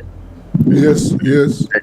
Elections, and how all this will fit in with that, you know. So there are some very important factors to be taken into account. Yes, and one of the things that I has picked up, based on some of what has been submitted or what I heard coming from members of the public, is that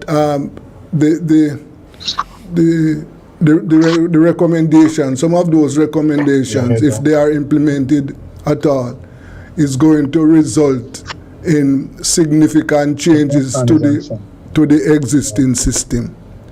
And I don't get the impression that both parties, both the two political parties, want any significant changes to the existing system, because that will certainly, interrupt with the political system. One of the things that I don't think is sufficiently recognized, yes, is your constitutional system, what the lawyers will call your constitutional law, yes, is far greater than what is in the instrument, because there are lots of other statutory provisions, practices, and customs which influence the way in which government is conducted. Yes. So that when you speak about constitutional law, it's not the same thing as speaking about the Constitution, because there are things outside of the Constitution which are important and which influence how government operates. Yeah. Only today I was looking at some statutes, and there are dozens, scores of statutes in Jamaica, ordinary acts of parliament, and even regulations, which contain important things governing how we act and how governments act, how government agencies act. The accountability rules, they're quite extensive, and all these can't be put in the main constitutional instrument. So I think we have to concentrate on the main instrument so that we have the proper framework for the establishment of a fair and efficient government. I have a question, Desmond. I remember the opposition was delaying naming members of the Joint Select Committee based on the fact that we wanted to know what are the things that the government will be looking at in this first phase. Is is the committee looking at fixed selection date? Because fixed selection date was one of the things that was promised to Jamaica in the 2016 election campaign. Is fixed election date in this now that you're looking at? You're asking if that should be... Anything is closed out. Nothing is closed out. That's one of the things I'm very interested in finding out what is the public view on it. Because I think the fluctuating election system has some very bad features and repercussions. And running it's one of the factors that we should consider. Certainly it's fixed election dates. So it's not excluded. It was promised by this administration. Yeah. Mr. Hilton, what is the PNP's views on that? Yeah, well, this administration has put the position, but we have not heard any of that in the discussion so far. The PNP, as part of this consultation, has further to take on board and to have a discussion around the pros and cons of that. As Dr. Barnett says, it certainly would be different from what we have, but we are not opposed in principle to it. What we want to know is what are the practical mechanism and how that will work. When you have a fixed election date, you may find that to get a fixed election date, you have to change other aspects of the Constitution in ways that may not be as easy or as simple as it may appear. So I think the discussion needs to take place. We need to, and I would say Dr. B would need to discuss how that would be incorporated in the Constitution and in ways that is workable without having to recast significant parts of the Constitution. Right. But Madam Chairperson, the person of the committee indicated in Portland this week, Wednesday, that they were looking at as it relates to the presidential system. What is the committee's... The hybrid president? Yes. The hybrid president? Yes. What is that? What is the hybrid president, Mr. Hilton? Well, as she explains it, although I wasn't there, I've read the reports of what he said. Yeah. And I recall some of the discussions we've had internal to the CRC. It is really, you see, the conversation, much of the conversation is about either a ceremonial presidency or an executive presidency. Yes. And I think what he has indicated is that what is being considered and discussed is one in which the president is not simply ceremonial, as has been talked about and discussed, and it is not the full executive presidency that has the range of powers that executive presidencies normally do, but somewhere in between that, where the powers that are ascribed or enshrined in the institution, the presidential institution, that are important powers. In fact, it will be more akin to what the GG currently does. The current Governor General, and perhaps more, the current Governor General does a lot more than, it's not correct to say it's purely ceremonial. Yeah. He has very important powers that he exercises. And what I know has been discussed is that there's a role, if we conceive of the president as more like an umpire in a very competitive electoral situation. Yes. Cricket, if you contemplate the game of cricket or football, most sports have an umpire that makes sure the rules are applied and adhered to equally by both sides. The conception for the presidency is more in the nature of an umpire that plays a critical role, and in that game, the umpire rules on some very critical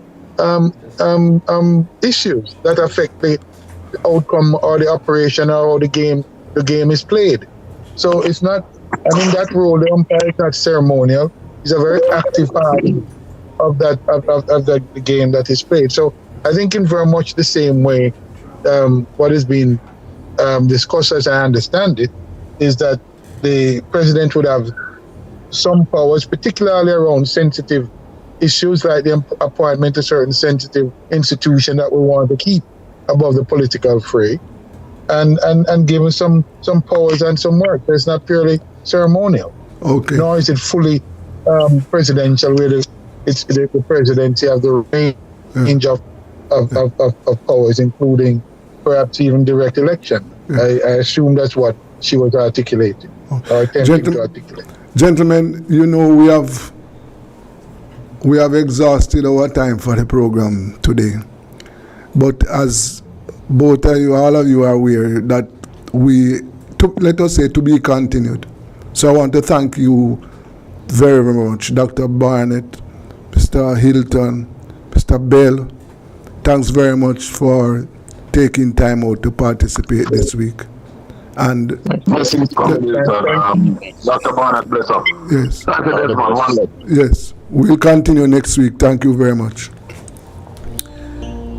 Yes, that was our constitutional debate. And you know, we do it every Friday at this time. We need to continue. We have to continue discussing what we want in the Constitution. Okay, coming up next is World of Sport and Entertainment with Kingsley McCullough.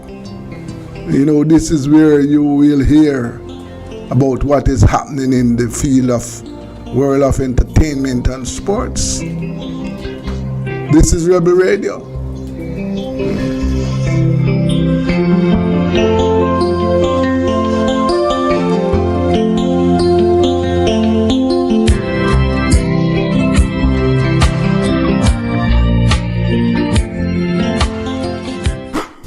It's the Everybody Sale at New Budget Supplies. Do-it-yourself professionals and contractors. This is the sale for you. Lumber, steel, dress and form ply, water tanks, pumps, PVC pipes and fittings, toilets, bathtubs, vanities and basins, windows, paint, doors, floor and wall tiles, thin sets and grout. Up to 20% off selected items. 195 Hagleyburg Road. Telephone 923-4560. New Budget Supplies. Always the best prices. Tools, Hardware and Supplies is having a massive civil servant sale in celebration of all civil servants. Store-wide discounts and specials on new arrivals and best-selling items for all your home renovations. Best quality items at the lowest prices island-wide. You will love the savings. Just show your ID and you're good to go. So come visit us at 279 Spanish Town Road, 4 South Camp Road, 8 Red Hills Road, or online at toolsja.com. Tools! The Lion King of Hardware. Do it for your best life. Go check your HIV status. So keep your life trending, no pretending. Me I tell yourself it, do it for you, do it for you. Every time you are link with a condom, coulda husband, coulda wife, coulda be a random. Condom connect and protect your profile. Be your own fan. Do it for your best life. Do it for your best life. Do it. Don't put yourself at risk. Condom connect every time. Do it for your best life. Do it. Ever wanted to share what you know about a crime, but were too afraid? At Crime Stop, we make it easy for you to report on crimes safely and 100% anonymously.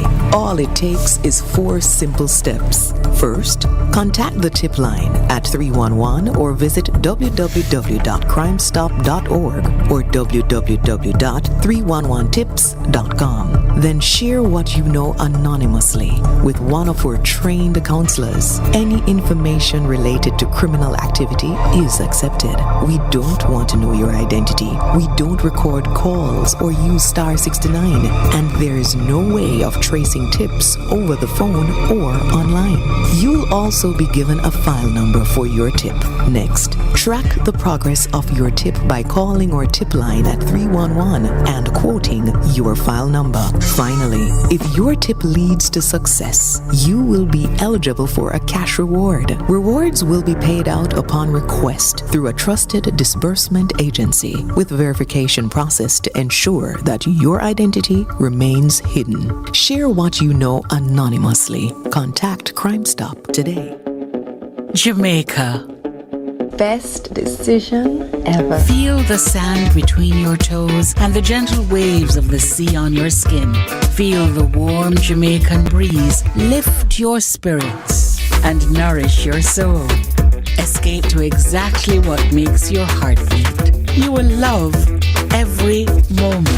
Jamaica, heartbeat of the world. Let's go. Hey, it's a girl Shensia with a message to you from myself and the Ministry of Health and Wellness. Shen Yangs, everyone fi wear a mask where the numbers drop. I don't want COVID lay you down flat. Nose and mouth you fi cover up that. Oh oh, oh oh, sanitizer gets hospitalized. Fight the virus than fight for your life, yeah. Nobody talk about say you no response no more. Don't be reckless. Kaya testa say you not have it, you can still get the virus from somebody. Don't be reckless. Kaya testa say you not have it, you can still get the virus. So keep the numbers down, protect yourself and the people around.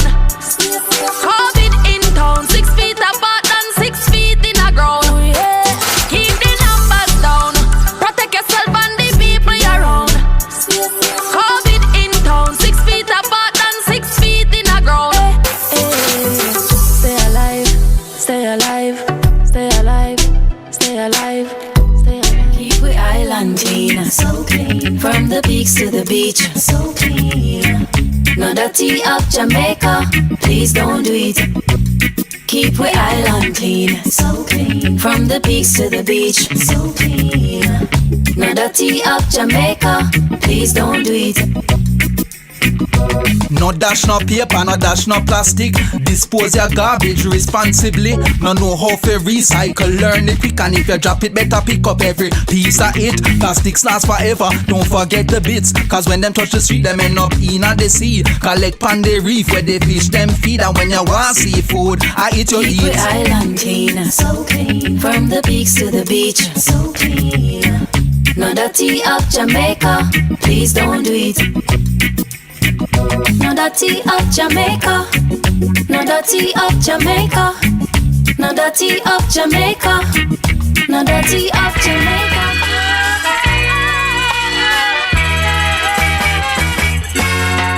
This is the land of my birth. I said this is the land of my birth. I said this is Jamaica, my Jamaica, the land of my birth. I will never leave her shores. I will never run away. I will always believe in the black, the green, the gold. I say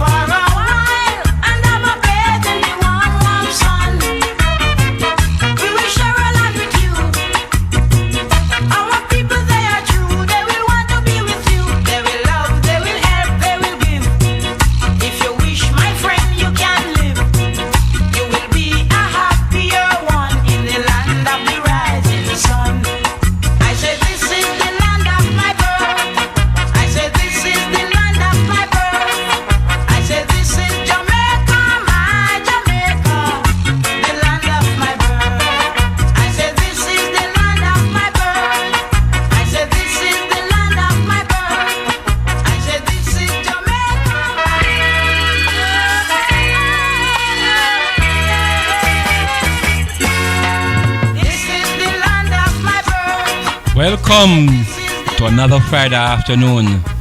World of entertainment and sports. We have from this hour between 4 to 5 p.m. And on this program we discuss the latest what's happening in the entertainment and sporting world here in Jamaica and around the world. And we want to give insights on things that are happening locally and abroad, interviews. I am your host, Kingsley JJ McCullough, and we'll be carrying you this information, these news throughout this hour. I want to ask you to relax, tune in and listen to another round of music, and we'll get back to the main items, which are the CONCACAF Gold Cup that Jamaica is participating in. We're also looking at the netball girls, Sunshine Girls football as well, and we'll take you along the entertainment journey. Skanking, that's tomorrow. Oral Tracy at the Barbican up there in Barbican. We'll get you through with that as well. So stay tuned. We'll be right back on World of Sports and Entertainment next minute.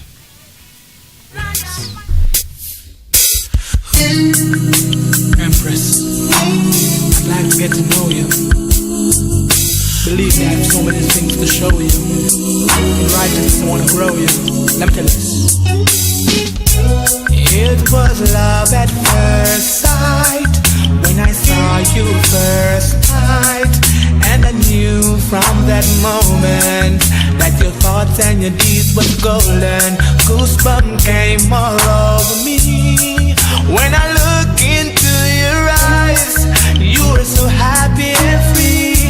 I had to walk over and say, I need your name and number and where you reside. I need you by my side. I need your name and number and where you reside.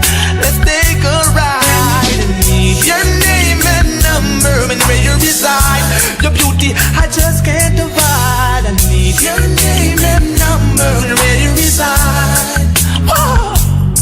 My name is Turbulence and Rastafari way me choose it. Occupation is singing and making music. My hobbies are reading and playing football, but most of all I like to have you when the rain no fall, and give you sweet love when the nature call.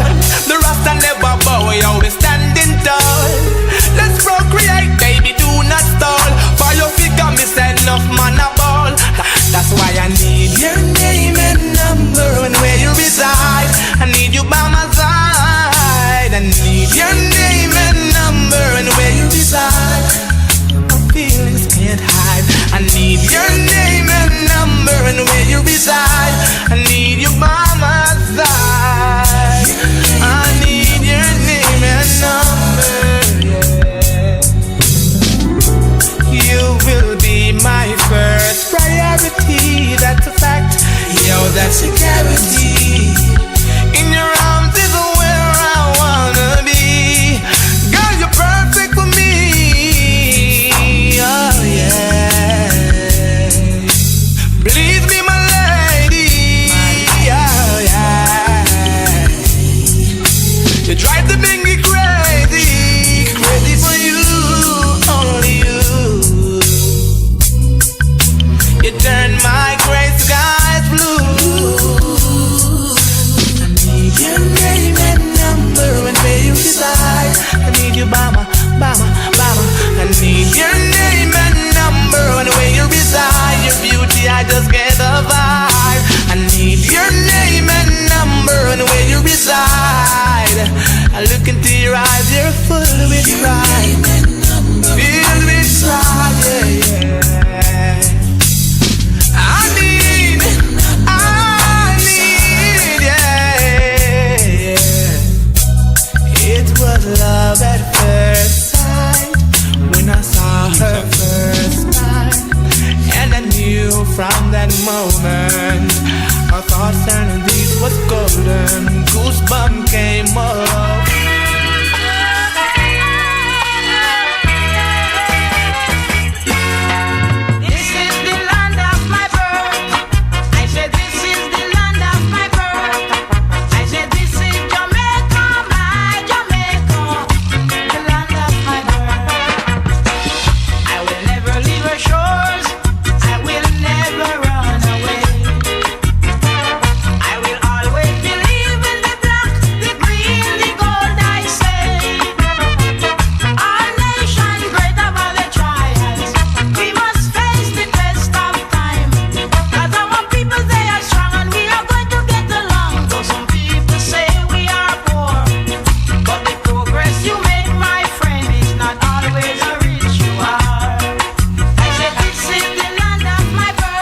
Welcome back to the program World of Sports and Entertainment, and things are looking quite good, and I want to share these information coming out of the Lausanne Diamond League, where some of our Jamaican runners are taking place. One of the results is that our Natalia Gould, she is being consistent in the 800 meters, continue to dip under 2 seconds and showing good form heading into the World Championship, where she placed third in her pet event, the 800 meters. And she continued to raise Jamaica flag high in the 800 meters. Not much middle and short distance runners we have, so we have to give all respect to Natalia Gould at former Manchester High standout, and is doing so well in these Diamond League and at World Championship and Olympics as well. She has been consistent, and we are hoping that she can maintain the form or improve, that she can get a medal this time around, because she has been near to getting a medal so far at the World Championship, but unsuccessful. Also, the world record holder in the 100-meter hurdles for ladies, Toby Amusan, who was expected, to have a victory here. But as I said before, long before, when these races, the Diamond League, which are just the preliminaries leading up to the grand final, she lost to Jasmine Camacho Quinn from Puerto Rico, in 12.47, which is, pretty ordinary for her. It's nowhere near her world record, and she is, just losing that one to Camacho Quinn, somebody she always had the better of. Okay, and the other thing that I want to mention is that the West Indies, when you hear that a Dutch team, Netherlands, beating the West Indies in cricket, it's uncalled for, because anybody here talk about Netherlands, you're looking at football, and this is the new low that West Indies is almost virtually out of the white ball, the 50 over World Cup, and they will have to remain winning the other matches out of the Super 6 to merely qualify for the main draw come October. And it looking bad for West Indies, who made 374 for 6 and couldn't defend it. And the Netherlands tying that matching the same, and they had a super over which the Netherlands made 30, and they defeated West Indies by some runs in that super over. So we don't know what is going to happen. It will be the first, and it should be a history if West Indies does not make the 50 over World Cup, which we are 2-time champions back then in the era of Clive Lloyd. And it really sad at this time, and we just want to just keep our fingers crossed and hope that they can bounce round back. But we always have been saying that and saying we are turning the corner, and nothing to show of it. Okay, other discussion making the rounds are that the Caribbean teams in the CONCACAF Gold Cup are doing so well. Martinique, Jamaica, Guadeloupe, they are making their presence felt at this Gold Cup, and we are looking to rival the Central and the Americans to see how far they can reach. Jamaica has played 2 matches. They have drawn the first match against the United States 1-1, and then on Thursday they defeated the Trinidad and Tobago team 4-1 to be on 4 points. Same as the USA, who defeated St. Kitts 6-0, but lead by a 3-goal difference over Jamaica. And last round of matches will be on Sunday for Group A, wherein Jamaica will be playing the winless St. Kitts, who have racked up a 9-goal negative, and Trinidad, who still have a chance, who's on 1 point. 3 points, I should say, because they beat St. Kitts. And they'll be trying to see if they can defeat the Americans, because there's a tradition right there between the Trinidad. I know that they're going to come out hard against the USA, and let us see how how that turns up. Another thing is that we are hoping that when that match play, we can score a lot more goals than and pass the USA in the goal average, because Jamaica wants to top the group and situate that we can avoid the major team like Mexico and Canada. So we are going to give an all-out attack against St. Kitts to see if we can conjure up some goal and hope that Trinidad will put up a fight against USA for us to top the group, and possibly even a chance for Trinidad to even top the group, come second behind Jamaica, and we take it from there. Yeah, that's for some of the sporting items at this time, and we just want to look back at some other events that had took place. In the Jamaica match, particular Gray from Everton, he has been the form guy in the Jamaica team, and he has scored 2 goals so far. Leon Bailey has scored a goal, and Dujan Whisper Richards, yes, he made his debut, got 10 minutes on the pitch, and he made his presence felt, and he scored and made a score 4-1 for Jamaica. Dujan Richards is on his way to Chelsea, and I don't think they regret getting him from Kingston College Standout and from Phoenix Academy. So I think we have great thing can look for from young Dujan Whisper Richards. Another thing we want to put in the out there is that since many years ago we don't get a regional tournament like the Shell Cup, since the new CONCACAF president led by Victor Taglani from Canada, who is the president for the CONCACAF. CFU are just disbanded the regional competition, which was something that that benefited the Trinidad, Cuba, Haiti, and we would love to see a Caribbean tournament come back instead of waiting on the CONCACAF region. The Shell Cup was something the Caribbean countries look forward to. I want to put it to the powers that be, which is by the JFF and the JFF and CFU, Mr. Randy Harris, to lobby CONCACAF and FIFA that we need back our own regional competition, because the Gold Cup has produced the Shell Cup back those time has produced a lot of great footballers, the Dwight York and many other Caribbean ballers who ply their trade worldwide in England and other countries, and we just want to get back another regional competition.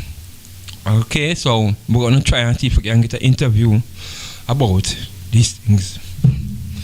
Anyway, this time we're going to take a break again and get back in the world of entertainment. Take it away.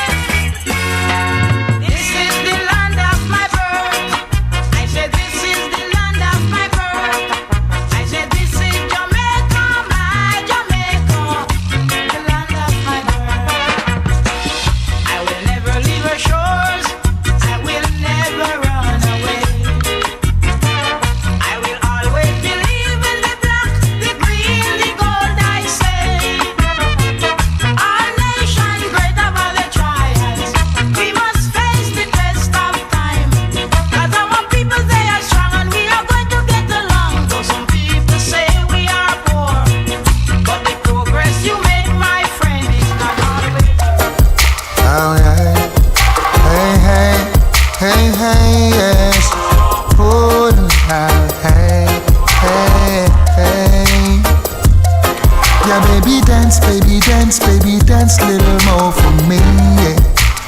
Oh yes sir, I've been watching you across the room. Wish I could tell you how I feel. If I could get closer, a little bit closer, then I show you the deal is. All night I've been uptight, and then you're inside, and then I'm alright, cause you're so clean, if you know what I mean. I mean to hold you and never let go. You need to be here in my arms. Hey babe, on my shoulder, you need to be here in my arms. Hey, hey, hey. Don't let the waiting be too long. Can hardly wait a minute more. Say excuse to the crew you're with. Come feel rubbered out hardcore. Yes. All night I've been uptight, and then you're inside, and then I'm alright, because you're so clean, if you know what I mean. I mean to hold you and never let go. You need to be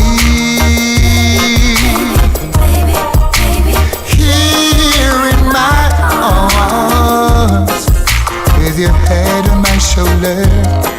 You need to be here in my arms. Yes, dance for the Lord. And we dance, yeah, in the meantime. Dance for me, woman. Dance for me, baby. To be blind, I'd love you to do. Dance for me, baby. Oh, yeah.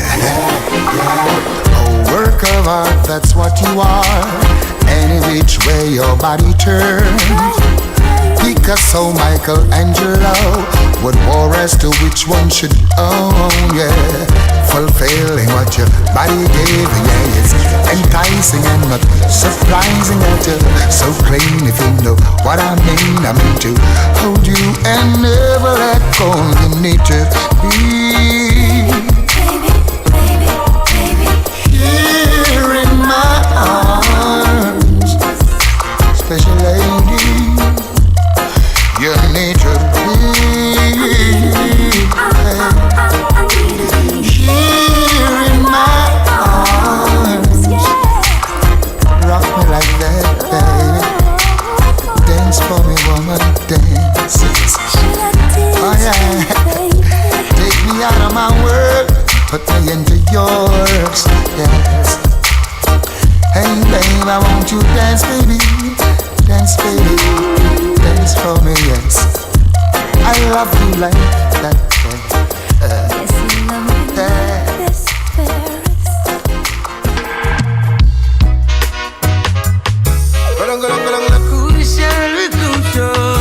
yeah. Baby, this one is for you. Good morning. If you're not with me, then I'm calling. I need to know where you are. I would go anywhere you are. Yeah, yeah. Good morning. You know I'm tired of the calling. Baby, I need you 'cause I'm morning. Right now I travel to the stars. I'm tired of the late night news. I wanna call you when I wanna call you. What we did yesterday was old news. Wait a minute, please, by the rules. It's just the way we live and the way we live, let go. We just spend time in a beach, baby, let's go. Oh, boy, boy, boy, take it by the rules. Telephone love, just that on me mind. Telephone love, some sweet on the line. Telephone love, just that on me mind. Telephone love, some sweet every time. Good morning, I see you miss my last calling. Right now I'm riding in my car, heading straight to where you are. Whoa, yeah. Good morning, yeah. I really needed this morning. Since the last call, I've been waiting for you to show up. Very chatting and people aren't sober. Tired of the late night news, yeah.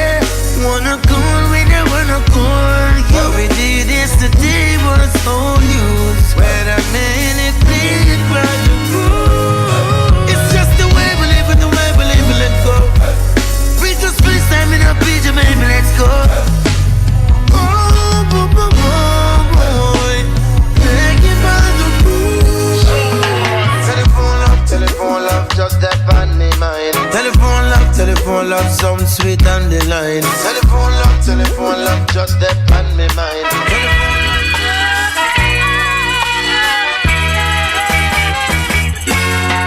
This is the land of my birth. I said this is the land of my birth. I said this is Jamaica, my Welcome back to World of Sports and Entertainment. I am your host, Kingsley JJ Makala, who is here giving you the latest in sports and entertainment. Interviews, we talk about sports, entertainment, and anything that's happening. We even talk to persons who, close to us and see if they are enjoying the show and what type of music, the reggae music they like, and those are some of the things we ask our listeners, and see what do they think about the program and the whole content of it. So at this time online, I want a friend of mine who just love the music, and I want to say hi to Miss Cova and ask her what to think about Rebel Radio, entertainment and sports. Miss Cova? Yes, sir, I'm hearing you. Okay. Well, we have things that we're looking into, and we just try to just be at our best. We try to talk to persons and see what are their concerns and what they would like to happen. And we don't want to really stray from the point. We just want to do the entertainment, and if anything that where sport is concerned, track and field, the football, the Jamaica is taking place in the Gold Cup. Is there anything that you would like to share? No, I just think that the station is fun-filling, it's entertaining, and I enjoyed listening to it, and I would like to request a song. Oh yeah, give me a good reggae song, something you're familiar I with. like Shine It, Reach for the Goal, Reach for the Star. Shine It. Shine It. Yeah. Shine It what? Reach for your goal. Reach for your goal. Not Strive. I'm not sure if that's the day. Right. Strive, you're talking. Strive, yeah. Yes. Shine It, right. Strive. Yes, yeah, man. Right. Okay. That's it. All right. Want to see if we can find that, and yes, it's a very good show. And Strive. Right. Yes. Just pick up Martin for me. Lee, my crew, them already, and everybody who who is there. So I was doing this because it's a new number, and I'm trying to make persons know that I'm calling from a different number. Okay. Okay. So I'm gonna just do that now. It's Rebel Radio Jamaica 1, if them want to find and listen to it right now. Rebel Radio Jamaica 1. Google. Jamaica 1. Yes. All right. Okay. Thanks. All right. I'm gonna Thank play you too. it. Yes.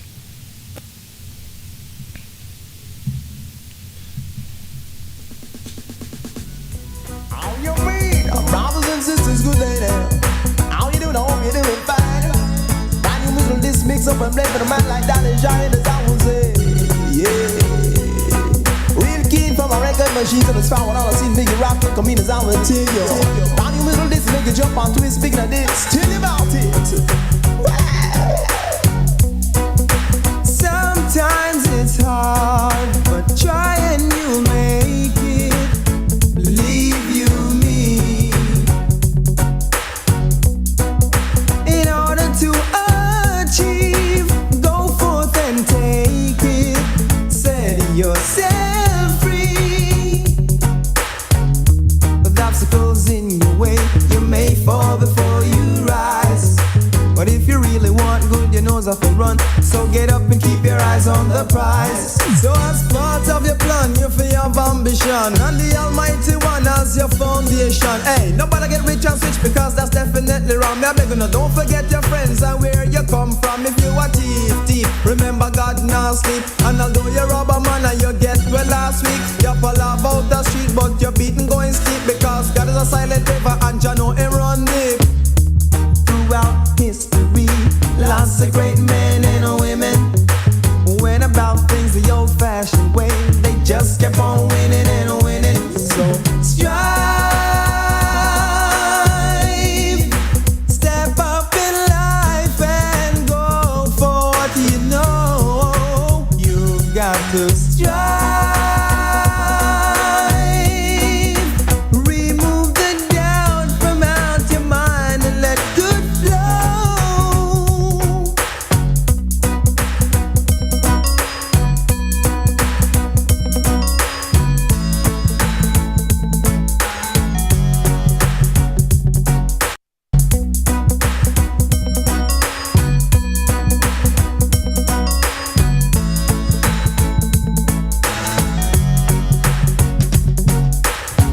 not moved by smart remarks from people who think they're witty. Keep moving on, mind gotta be strong and don't indulge in self-pity. But strive, step up in life and go for what you know. You got to strive, remove the doubt from out your mind and let good flow. With obstacles in your way, you may fall before you rise. But if you really want good, you know have to run. So get up and keep your eyes on the prize and strive.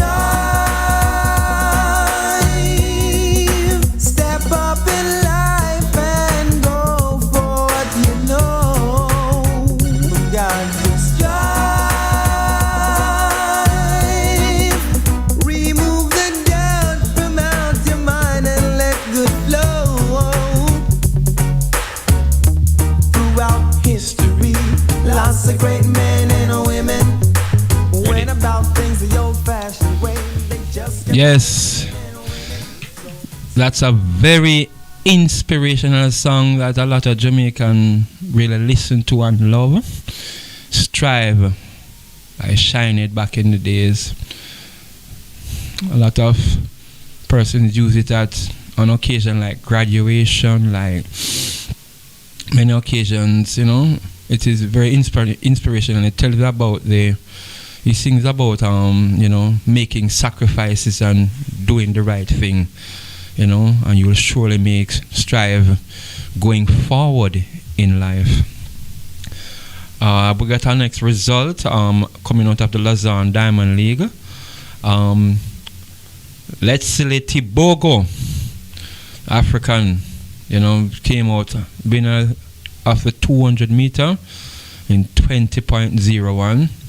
This is a young sensation, youth runner, and you can expect a lot from him, you know, going forward as a youth. But he's going to have it very hard to get the better of Knighton and Noah Lyles in the 200 meter. I feel he'd have to really come up with a PB and do some 19 seconds, 19 lows if he is to be a factor in the 200 meters coming up in the World Championship.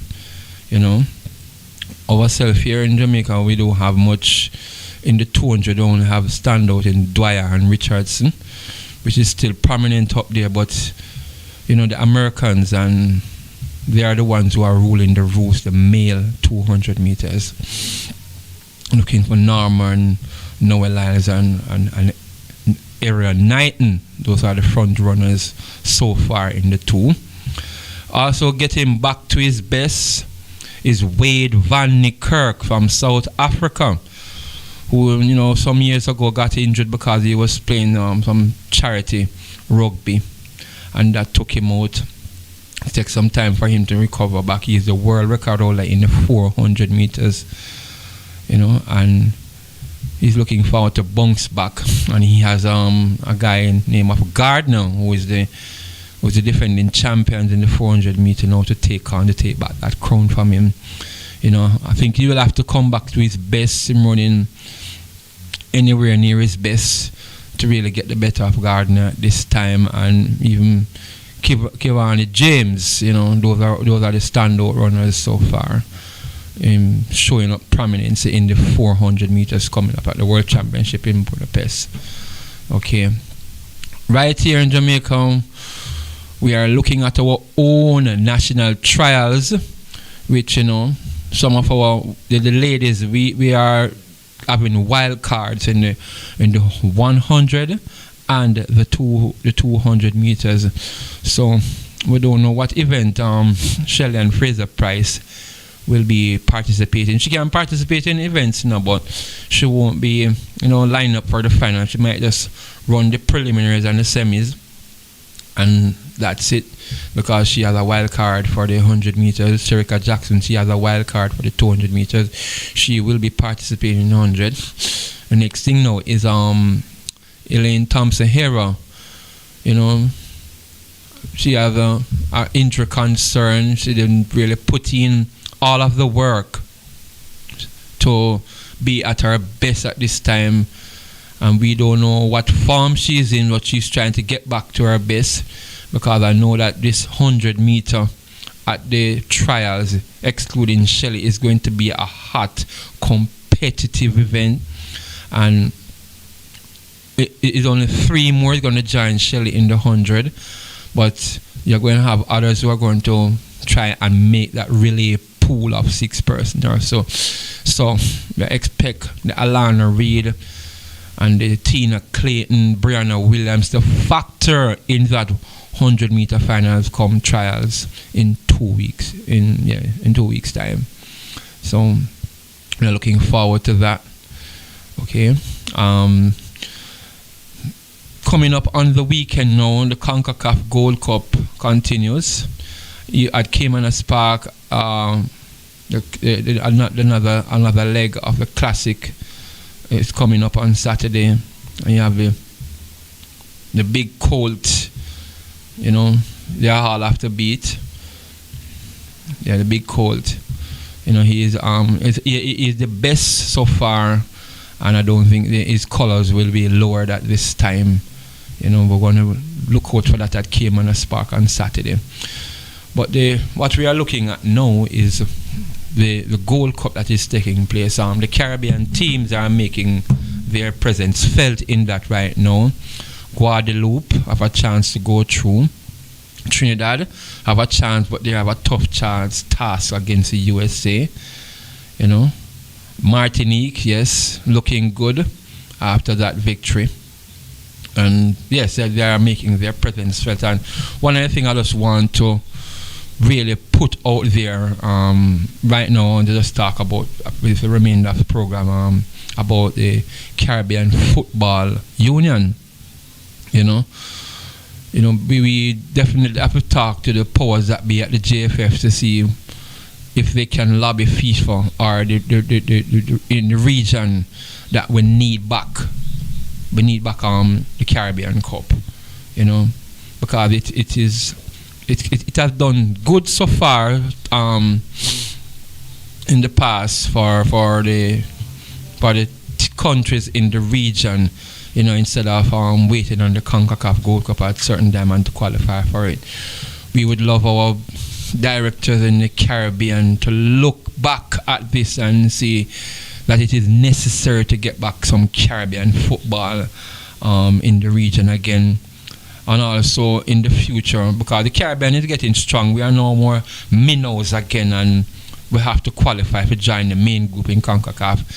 FIFA to look at even give us a berth or a one spot or a half a spot that can qualify directly from the CFU, you know, and go in, and even those who do not make it, we will be eligible for the CONCACAF room. But we would like the FIFA to look at and say, well, we can give the CFU a spot at the World Cup.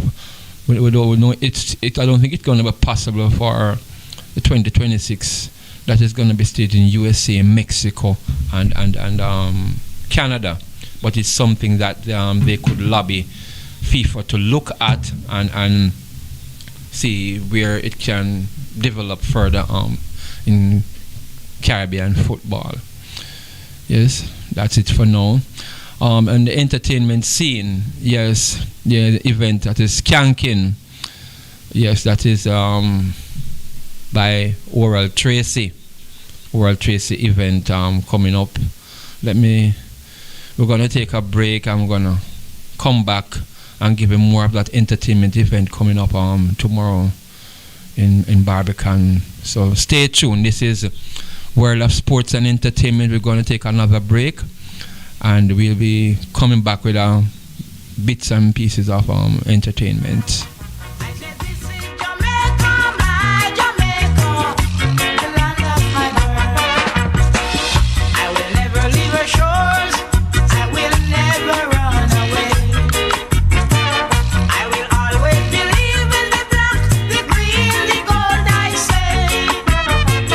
All nation great above the trials.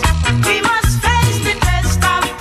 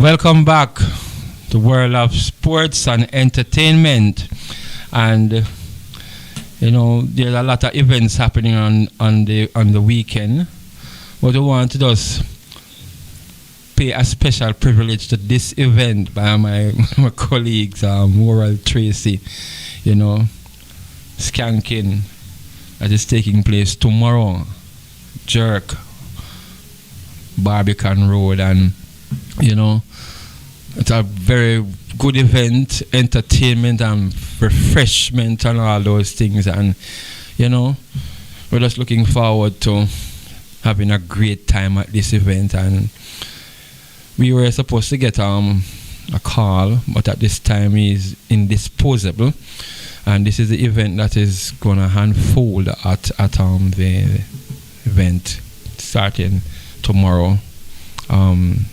Tomorrow night, yes. I want you to listen to this.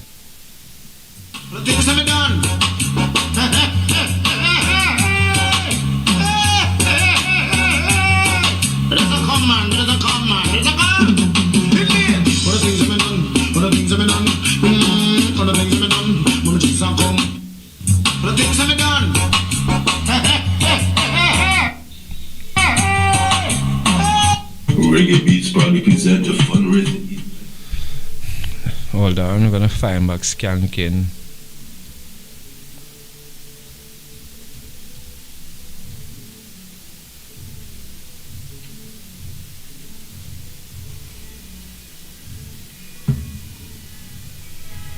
Saturday, July 1, the best of the 80s, 90s, and early 2000s. Reggae and dancehall. Music by DJ Marvin, DJ Deli, and DJ Rhea. Live performance by Admiral Bailey. Hosted by me, the man from Moral Tracy. Admission, little bit of money. Skanking 22, Saturday, July 1. Higher, higher. It don't know hot like fire.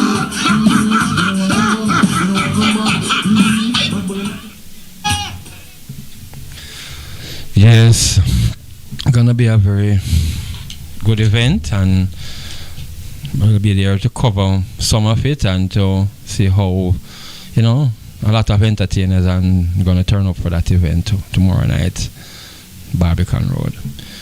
Yes, there's a lot, so much more that is taking place on the weekend.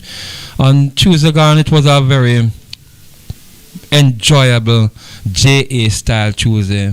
That was the last Tuesday in this month, and you know the artists them turned up and did their performance, and you know we just want to continue to give the support to the Well production and see how we can continue to serving on that entertainment platform every last Tuesday at 56C Brentford Road in Crossroad area.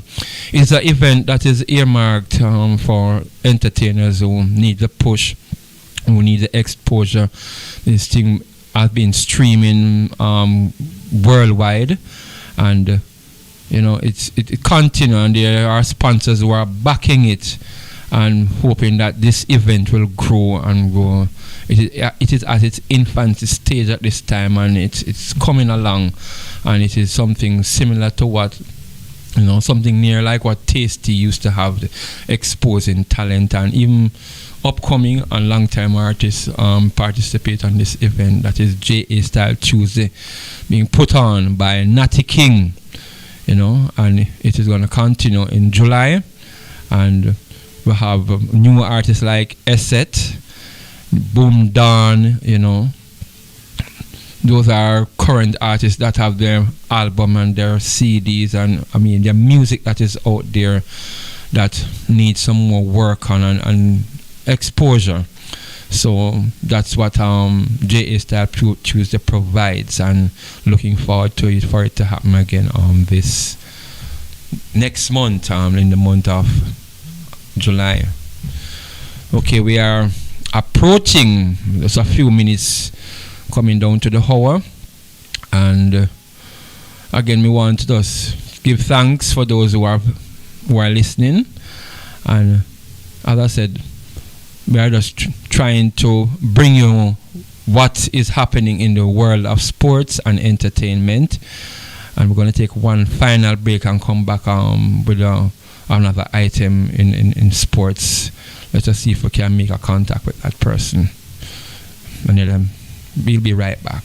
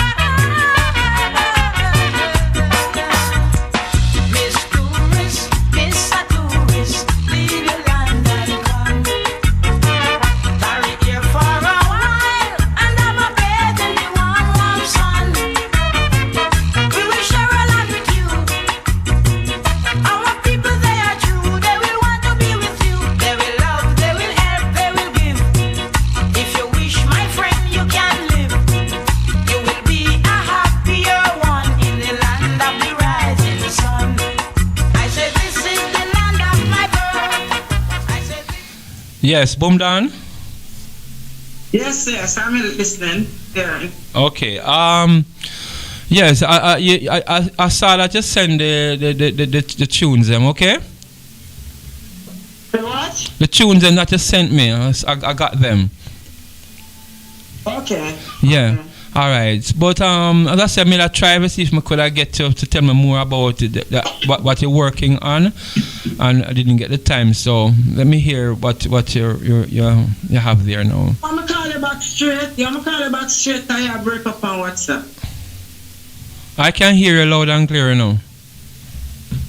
Yeah, but you are break. You haven't. This is a new no. All right, call me back straight.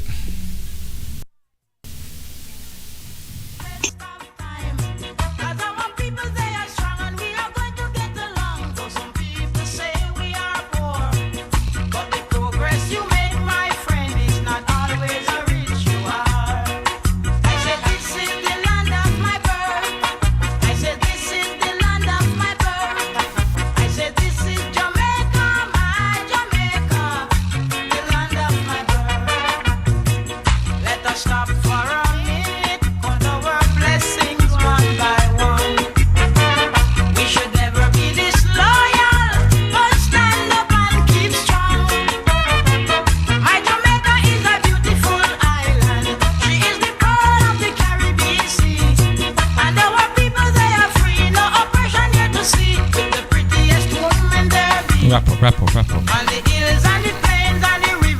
At this time, you know, we have run out of time. We have run out of time, and we just want to say thanks to everyone that has tuned in on World of Sports and Entertainment. I am your host, Kingsley JJ Makala.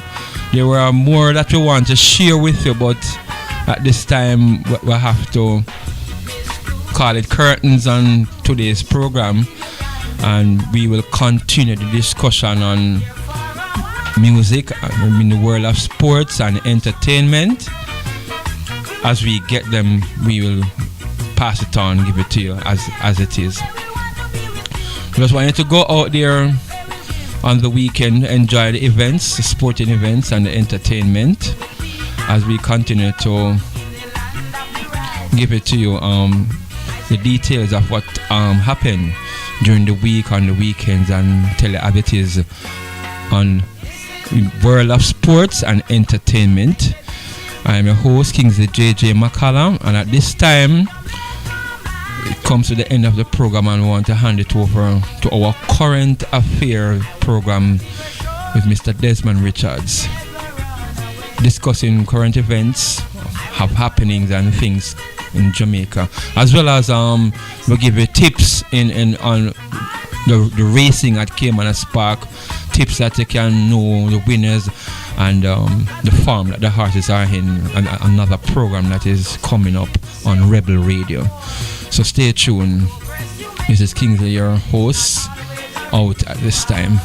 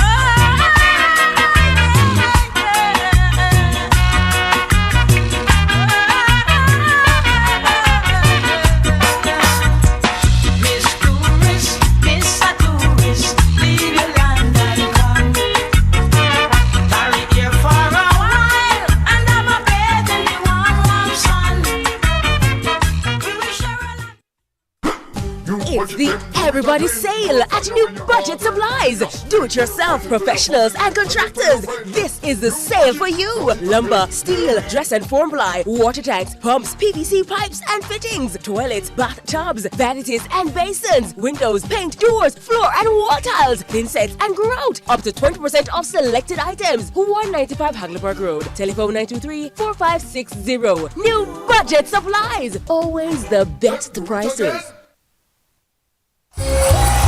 Tools Hardware and Supplies is having a massive civil servant sale in celebration of all civil servants. Store-wide discounts and specials on new arrivals and best-selling items for all your home renovations. Best quality items at the lowest prices island-wide. You will love the savings. Just show your ID and you're good to go. So come visit us at 279 Spanish Town Road, 4 South Camp Road, 8 Red Hills Road, or online at toolsja.com. Tools! The Lion King of all. For your best life, wait. Go check your HIV status, wait. So keep your life trending, no pretending. Me I tell yourself it do it for you, do it for you. Every time you are link with a condom, coulda husband, coulda wife, coulda be a random. Condom connect and protect your profile. Be your own fan, do it for your best life. Do it for your best life. Do it. Don't put yourself at risk. Condom connect every time. Do it for your best life. Do it. Ever wanted to share what you know about a crime, but were too afraid? At Crime Stop, we make it easy for you to report on crimes safely and 100% anonymously. All it takes is 4 simple steps. First, contact the tip line at at 311 or visit www.crimestop.org or www.311tips.com. Then share what you know anonymously with one of our trained counselors. Any information related to criminal activity is accepted. We don't want to know your identity. We don't record calls or use star 69, and there is no way of tracing tips over the phone or online. You'll also be given a file number for your tip. Next, track the progress of your tip by calling our tip line at 311 and quoting your file number. Finally, if your tip leads to success, you will be eligible for a cash reward. Rewards will be paid out upon request through a trusted disbursement agency with verification process to ensure that your identity remains hidden. Share what you know anonymously. Contact Crime Stop today. Jamaica. Best decision ever. Feel the sand between your toes and the gentle waves of the sea on your skin. Feel the warm Jamaican breeze lift your spirits and nourish your soul. Escape to exactly what makes your heart beat. You will love every moment. Jamaica, heartbeat of the world. Let's go. Hey, it's a girl Shensia with a message to you from myself and the Ministry of Health and Wellness. Shen Yangs, everyone say wear a mask, let the numbers drop. I don't want COVID, lay you down flat. Nose and mouth, you fi cover up that. Oh oh, oh oh, sanitizer, get hospitalized. Fight the virus, then fight for your life, yeah. Nobody talk about say you no response no more. Don't be reckless, cause your test say you're not happy. You can still get the virus from somebody. Don't be reckless, cause your test say you're not happy. You can still get the virus. So keep the numbers down. Protect yourself and the people around. COVID in town, 6 feet apart and 6 feet in the ground. Keep the numbers down. Protect yourself and the people around. COVID in town, 6 feet apart and 6 feet in the ground. Stay alive, stay alive, stay alive, stay alive, stay alive, stay alive.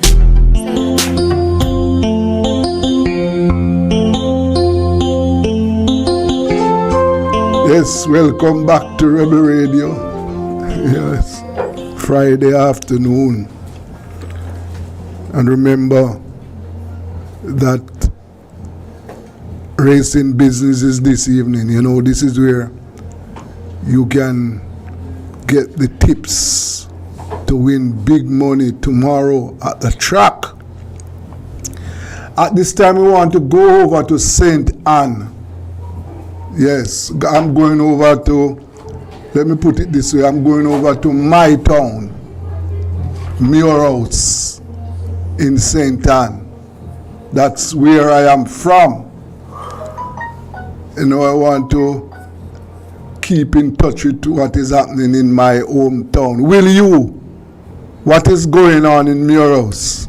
You know, a short while ago, we just have a lovely show and things like that, you know? Yes. And we were just that far, you know? It's because about a week or two we don't have a show, you know? Yeah. So the farmers, them kind of feel like, you know, you can hear some guys around here. Yeah. Where are you? Bottom shop or top shop? I'm at bottom shop, right at the old postal agency. Oh. No, that is not what the postal agency is a shop now. Postal agency, you know right here I'm talking. Yeah, I'm asking if it is a shop, no? No, it's not a shop now. Oh. You use it as a house thing, huh? Oh, so you're at Mr. That premises, yeah. Yeah, that same shop there where you used to collect our meals, you know? Yeah man, no man, I'm talking about the shop. Oh, the shop is just across the next street, like you turn to Woodland. No, no man, that is Nigel Gray shop you're talking about. Oh yeah man, so remember say yeah, the post office was Mr. Nigel premises, you know. And then they have the shop out by next and then Mr. Palmer in the middle. Yeah, Mr. Palmer me talk, man. Yeah, okay. That is where you are, Mr. Palmer's shop. No, I'm right off at the post office there. We have some brethren sitting on the veranda, so I'm there with them right now. Oh, yes. So, As you said, the rain came earlier on and cooled down the place. Yeah, man. So who is along there with any of our schoolmates is along there with you? Monday here probably might know him, you know. There's a guy named Margie. You remember a guy named Margie? Margie. Yeah. Margie. And then Mendes. Those names, I just have recollection. Those names are not strange to me, but I'm trying to just put a face on them. Mendes. Yeah, Mendes. You can tell him and could tell him and say, Margie is Miss Pumaila Park grandson. Margie, I'm Miss Prum grandson, Auntie Prum. I'm Mendes, I'm Miss Pumaila Park grandson. I'm Mendes, no, I'm grandson, same way. We probably might not know Mendes too tough. Yes. We know Margie more. Yes. We're supposed to know each other. We're supposed to know each other, man. Mendes know Mendes. Well, Margie went to school with us. Or is after? Yeah. Eh? Yeah, man. Me remember Brescia. Man, Brescia called me, you know, baby boy. Oh, yes, man, Brescia. Yeah. It's okay, me know Brescia. Right. By the way, Brescia went to England, don't it? Yeah, in England right now. Yeah.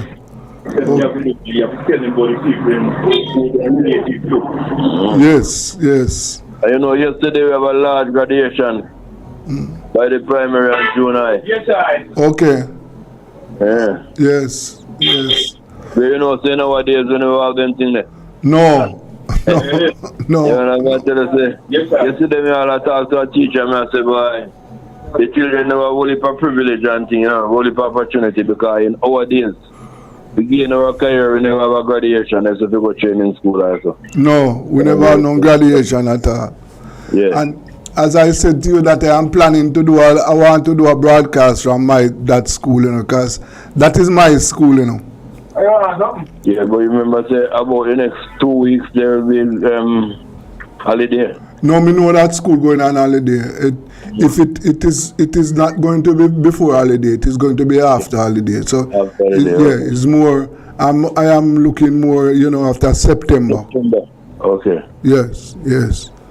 Yeah, man. I want to come down there and do a live broadcast. Yeah, man. You need it, man. Yes. Because boy, all of. So will you? Yeah. Where people like. Where is Tommy? You remember Tommy? The shortest man in the class. The man is going to foreign, US. They're by US, overseas. Okay, them man are gone away. Yeah, man, are gone away, man. Oh, Royal. Yes. The man like Jim about 3 weeks ago at a funeral. Yeah? Up by the village? Yeah, man, one funeral didn't come. Oh. Yes. Yeah, man. And then about that 2 days ago, or yesterday, I believe me see Norma and this. Norma. The one from Woodland, Sheila, we used to call her Sheila. Yes. Yeah. Yeah, man. Where's Slimmy? In the watching live. Oh. Okay, I see. So Mas Din dead, right? Yeah, man, long time. Years ago, yeah. I want to his wife. Also, yeah. Oh, so that his house now is. He live there. Who live there? Bev. That is them daughter. Yeah, one daughter. Oh, Royal Blaine. Yes, will you? I mean, most of the people in our village don't know migrate out and enough there, you know. Yes. Yeah, I can well imagine because we are the elders, you know. Because I am an elder. I am no longer a young person. Oh, we are elders now. Yeah. Yes, man. So, what else happening in the village, man? Right now? Yeah, generally. Like farming are the more topical thing in our village right now. Farming procedure, you know, the man them need something now for them produce, you know. Need more like seed and them thing, the fertilizer, you know, man, really thirsty. Yeah. And they need more better market, you know. Then can find better price. Although the price not really bad now. I'm actually changing the less per pound. Yeah. You know them really? Yes. What happened to hold on, Denton told me that he was doing something down there. Yeah, man, you're going progressive. Yeah. What is it? Is it a meat store or what? Huh? No, what kind of business is it? It's not still like meat thing, yeah? Oh, it's a meat store? Meat store, yeah. Okay, yes. Still selling other project now too, yeah? Other project, shop items in my selling now. Okay. So me smart, you know, better now. Yeah. Don't want to tell your son. Oh, I'm still not. I am still. Not around business otherwise, same way. Yeah. In the village. But he's still in transport. Yeah, man, in my transport, same way. Okay. I always in my music business, like club business, all and way, you know what I mean? But I have a land about the place the same way. Yeah. But him don't have run a bus like him father that carry people go out town. No, run entire thing. I'm also truck him daily. Oh. Yes. So mostly road taxi come that dominate that area. Yeah, mostly road taxi now. Yes, yeah. And the place remain peaceful, right? Yeah, man, peaceful, calm, yeah. Yeah, you know, say always been a calm here, you know, because it's a non-violent here, you know, man. Yes. Yeah, man. I'm glad for know that I am. And knows everything remain. You know, so sometimes the young men, we want to create things and things, but we try to break this down, you know? Yeah. Before you get hamper. Yes, of course. Yeah, man. How about I think it was last year or the year before. I saw there was a report on radio where a section of the road, like you're going to Brownstown, after you go up a Wisdom Hill and go around the road there, had broken around and vehicle went over there. Them fixed a part of the road yet? Well, presently we need some retaining wall. But what really happened now, the intent really road in a bad deterioration condition where it need patching. So the government, the MP intend to patch it, the council and them also. Then we plan to patch out right now. But still after we will need retaining walls. Yeah. Especially when they left Marcy coming up to Wisdom Hill, coming down to Wisdom Hill same way. You need, okay. So the retaining wall should be part of the road repairs. Yeah, it could be part of the road repair. But I'm going to take a large thing because I know, I make sure you don't know. Them need like some iron posts and then they run some rail night. You know them type of rail? Like if you really build up in a stone wall also, that's not go done so easy because it will take a lot. You understand? Because I will, if you know, it gully is kind of deep. You know, so if you do a 2 yard or two chain or 3 chain, you know, so I will it, but you're taking a stone. Yeah. So then, like that way, they push the something like conveyor. They use like something what Kaiser use, so iron rail, and make the iron rail and then push something in it. Where you can't lick it down. Yeah. But tell me something though, like they go mining take over all in them here they know. So you don't have road that link up, road that you can to the all road. Yeah, the backside no cut roads will link up No, really, all the all road them, you know, you have road from the area them, you know, and join the area district them. The part can go up on the all road. But then make you understand where that road take you to? The road take the right road and some back place, man, like you're going to Calistan and you come out down and we work in a trapeze, you're going to get done all in place, the park where you have road can drive, good road can drive past. Okay. Oh, yes. But what happened to around those areas, like Calistan and Chappies, them places? People no live around there again. No man, nobody live in that region for years, no man. Everybody live on the front. You know, on the front, you know? Yeah. I'm going to Kaiser and them here, you know? That's mining. Yeah, mining take over them places. So then they mine out there, you know, and they plant up grass back in night and so. And then after a certain period of time, certain amount of years, then go out there, the one of our people to work with us. Yes. Yes, I see. Boy. What about the water situation in the community? Huh? What about water? We have water? We don't have a problem right now. All right. We don't have a problem right now. Water cannot be one of the... Yeah. We don't have a problem right now. Yeah. And the tank, they fix up the tank so it can... Yeah, it can fix up in a motion, you know. All right, so that having water. We don't have water, man. Suppose you have full now too. Yeah. All right, very good. Very, very good. And apart from that, you say the place quiet and... You man, very calm, man. Yes. And everybody... money now for spend and so, you know. That's everything, I'm sorry. Yes. That's really profitable in our so they can get good market for them crop and so forth. And they know a planting time back, you know. Yeah. Most of them. Although a planting time, you know, sometimes they don't want a little help, little strength and things.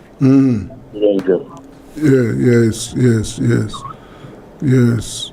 So the youth them now, them go out. Most of them go to work and come in. Because you have more mason and anything, you know, labor and stuff go up on the street and work and so. Yeah. By the way, remember a guy by the name Wayne Worms that I used to Clive brother. Whose brother? Clive. Clive? Very good person, yeah. Yeah. You know? Yes, Wayne, yes. Yeah, well, I see me right now make you say something. Yeah. When I come back, but you think I'm kind of busy, you know? Oh.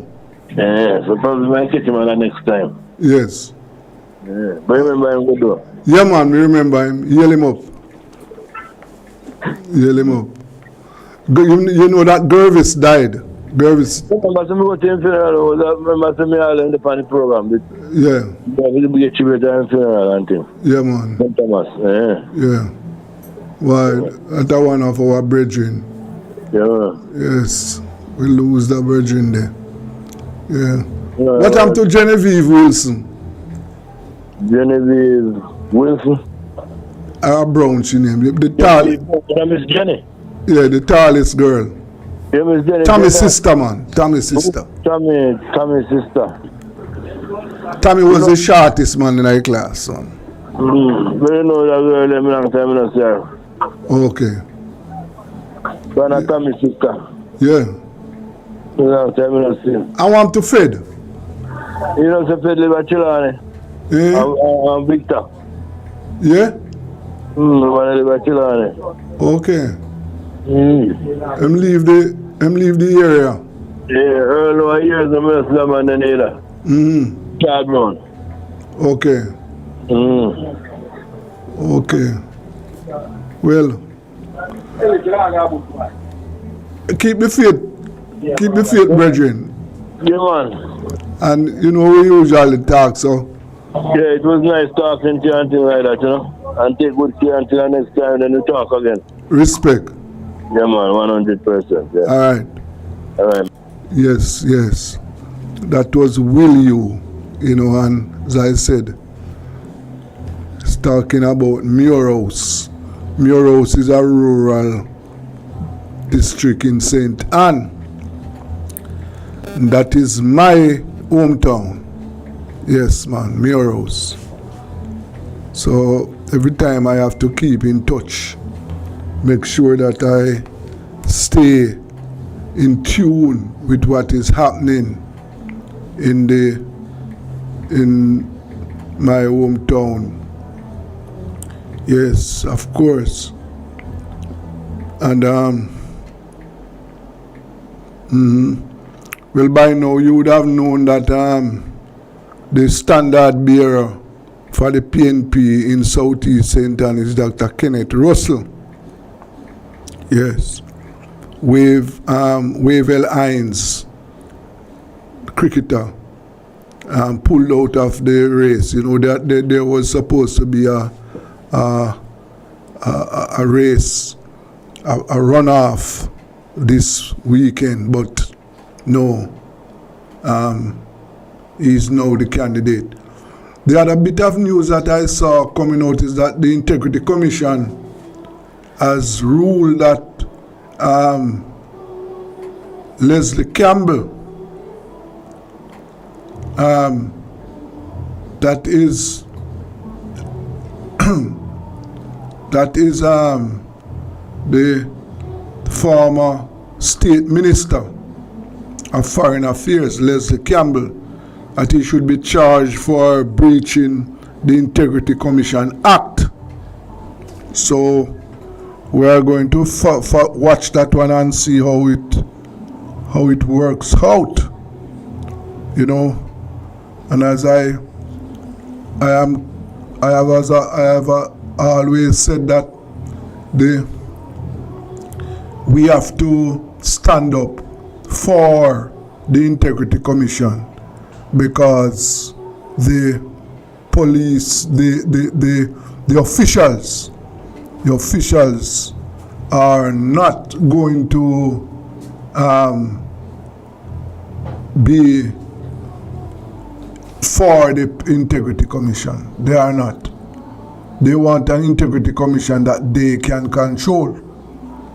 And as a result of that, they will do whatever is possible to keep the Integrity Commission quiet. So we have to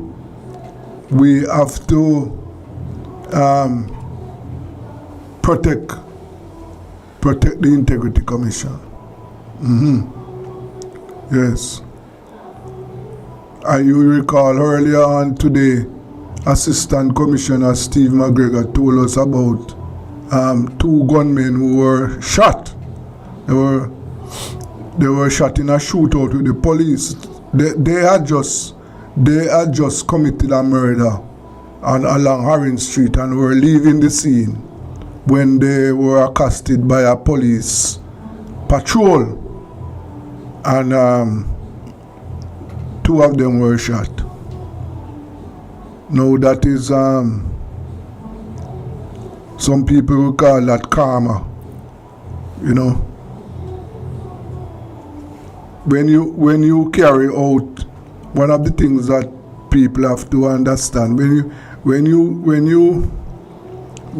go out, when gunmen go out and kill people, and they are challenged by the security forces, and they are killed, I don't have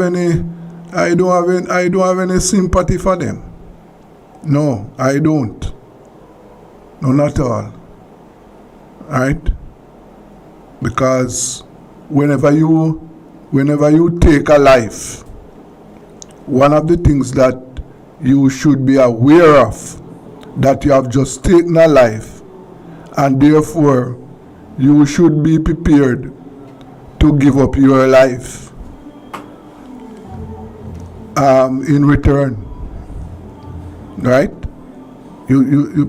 So I am not shedding any tear for gunmen who go around and kill other people. No. Well, coming up next is the racing business, big people business. Let us take a break. This is Rebel Radio.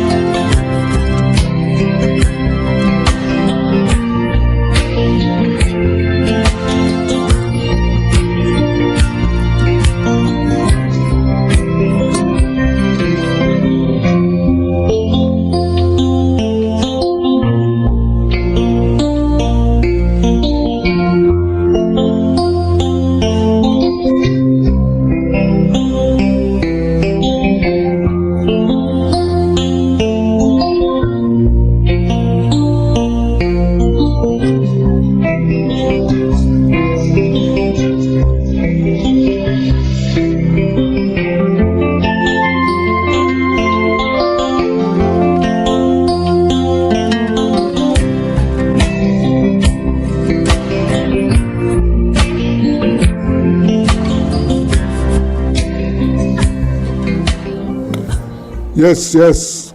Welcome back to Rebel Radio, and it's time for racing business. Big people business, you know. At this time, and Fridays is when we give you the tips. We provide you with the information for you to win big money at the track tomorrow. And we have two of the best, Dr. Paul Wright and trainer Well Suitor. Gentlemen, are you there? Yes, I'm here. I'm ready to go to give the people the winners. Okay, take it away. Okay, ladies and gentlemen, welcome to Racing Business, Big People Business on your station for sports, Rebel Radio. We have Dr. Paul Wright and trainer Well Suitor going through the card tomorrow. Remember, we have 10 races on tomorrow, and the feature race is the St. Leger. That will be race number 9 of 10, and we have a co-feature. The Clovis Metcalf Trophy Open Allowance horses are going 7.5 furlongs, and that is over race 7. The St. Leger is over 2,000 meters or 10 furlongs, and in that classic race, we have 12 starters. In the Clovis Metcalf Trophy, we only have 6. 10 races on tap. The first race gets on the way at 11:45 a.m. Usually 11:45, but we're going to be starting according to the race book a little earlier, so make sure that you get your bets in early, because there's one part of the book saying 11:45, another part saying 11 a.m. So we'll be checking on that. First race on the program, 5.5 furlongs or 1,100 meters. 9 horses are declared. The first race in honor of Super Lay, and that one is a maiden condition race for 3-year-old fillies only, and we have 9 of them going to the post, and the Reggae 6 starts here. Nice little set of money and everything. That's $3 million. All the betting opportunities are available in the first race. Double exacta, quinella, trifecta, superfecta, high fly, and that lucrative rolling triple. Here are my top 4 horses. Number 1. Number 2, Velika Viki, as we have another microphone on. And Velika Viki is there. Number 3, Glittering Magnum. Didn't do so well when it came out the last time. It's out 6-1. What never did anything, but tongue tie off, figure of 8 on, Lasix on. Look for a good run from Glittering Magnum. Number 6, Hot Stepper. That looks like the favorite, and the Xylophonic Steel. Dane Dawkins going overweight to ride this one from Kerry Tucker, who has yet to go in the winner's enclosure, and he just trained this one for the Sweet People Entertainment. In the first race, 2, 3, 6, and 7, the race for me is between Velika Viki with Paul Francis, who's riding very well. He rides this one for Ron Matty, and Xylophonic Steel with Dane Dawkins. 36 winners already for Dane this year, riding for Zero Tucker. This one is outstanding, and my cook food special to start off on a winning note, number 7, Xylophonic Steel. Now we're going to hear from Wes. Well, Suitor, what say you about race number 1? Number 8, Answer My Prayers, has been rapping at the door ever since. I like the jockey. He sits on it for a few rides. Number 8 will win from number 6. 862. 862 for Well Suitor. That is Answer My Prayer at Roman. Teaming up there, Gary Smarty and the Oakridge Farms with Dan Webby at the control. Walked out the box the last time, but is capable of running much better this time, not against Love of God on those horses. So we'll have a good race in Answer My Prayers. The second race of the program is a restricted stage for 3-year-olds, imported one, non-winners of 3. Same 5.5 furlongs, 1,100 meters, only 6 declared here. The Catch 9 starts here, where you find the winners of race 2, 7, 8, and 9. And the way to do that is to use your selection with the selections of Well Suitor and myself, and you should be in the money. Double exacta trifecta in race number 2. Here are my top 3 horses in the second race. Number 2, Rejected Raja. You remember I gave it this one the last time at a good price with the Beta Harvey. True to the 1 pace of the straight, and it's trying to run better in the earlies, so look for this one to have a good run. Number 6, 5 in this race and turning the page quickly is that a fact with Ray and Lewis and Jason Acosta, and number 6 the favorite Legit Boss, Kevin Foster and Anthony Newman. 2, 5, and 6, I'm going with It's That a Fact. Bred in the USA, Ray and Lewis teaming up here with Jason Acosta, a good combination. I'm going to number 5 to get the better of number 6 and number 2, Welsh. Yes, I'm going to go with number 5 to get the better of number 4, Royal Ash. Roman will have a very good day this time tomorrow. The first 3 races, his horses are outstanding. So it's at least 5, 4, 2. But you're going to this, that a fact? Yes, it's a fact, yes. Okay. The third race on the program is going starting in front of the stands. 9 furlongs and 25 yards or 1,820 meters. This one is made to bet 4 years, 9 winners of 3, and we only have 6 starters here. The play spot 8 starts here. And remember, for the play spot 8, you must have the first 2 in all the following 8 races 3 to 10. Good luck. Here are my top 3 in race number 3. Number 4, Delay the Game. Matthew Bennett and Ryan Darby. Matthew Bennett and Ryan Darby have a thing going, so make sure you get a good look at this one. Number 5, Shadow Facts, and number 6, Lion of Ekati. Lion of Ekati, Ray Lewis and Jason Acosta teaming up for this one. Reddish Roman has a good mount here with Shadow Facts for Lawrence Fremantle. So it's 4, 5, and 6.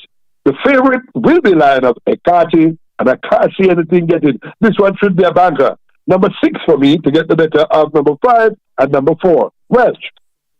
That number 6 always disappoint, and I don't think he'll get otherwise tomorrow would I disappoint. I'm going to go with 5 to get better of 2 and 6. Shadow Fox for me. 5 with Shadow Fox. Right at Roman in the saddle this time for Lawrence Fremantle. And as Welsh told you, that it seems to have some very good race tomorrow. Let's keep him on the right track. The 4th race is over 7 furlongs of 1,400 meters. For the claiming group, 200 to 250,000.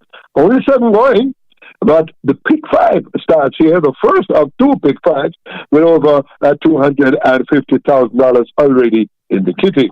My top 3 here in race number 4. Number 3, Garincha. Number 4, Sunshine Cat. And number 5, Mr. A. 3, 4, and 5. Dane Dawkins ride for Everett Francis, who is yet to get to winners at closure. Lester Piggott, O'Neill Mullins, and Oral Hayden teaming up for this one. Oral Hayden seems to be one of the better young trainers. His horses always look very good, and they run very well. And Garincha, Donovan Russell Donovan Russell. He's training this one for overseas tables. And the job jockey, Philip Parchment, in the saddle. 3, 4, and 5, I'm going to Sunshine Cat with Arlene Mullings to get the better of this group and have another win for Oral Hayden. Welsh, in the 4th, what say you? Yes, the 3, 4, and 5 look like the solid trifecta, but number 3, Garincha. Garincha will be very hard to beat with a rough ride from Parchment. 3 over 5 and 4. 3, 5, and 4, the same one that I've selected. I'm going to Lester Piggott, and Philip Parchment knows how to get the job done, as we saw him winning one of the classics earlier this year, really riding very well. Moving right along now to the 5th race on the program. And as we turn the race, this one is over 7 furlongs. And it is for the group, the training group, 1,000,000 to 800,000, the claiming group. This race attracted 8 starters, and this time we have double exacta, quinella, trifecta, superfecta, and rolling triple, but no high 5. In race number 5, here are my top 4. Angelos, Roger Hewitt, and Barrington Bernard keeping up for this one.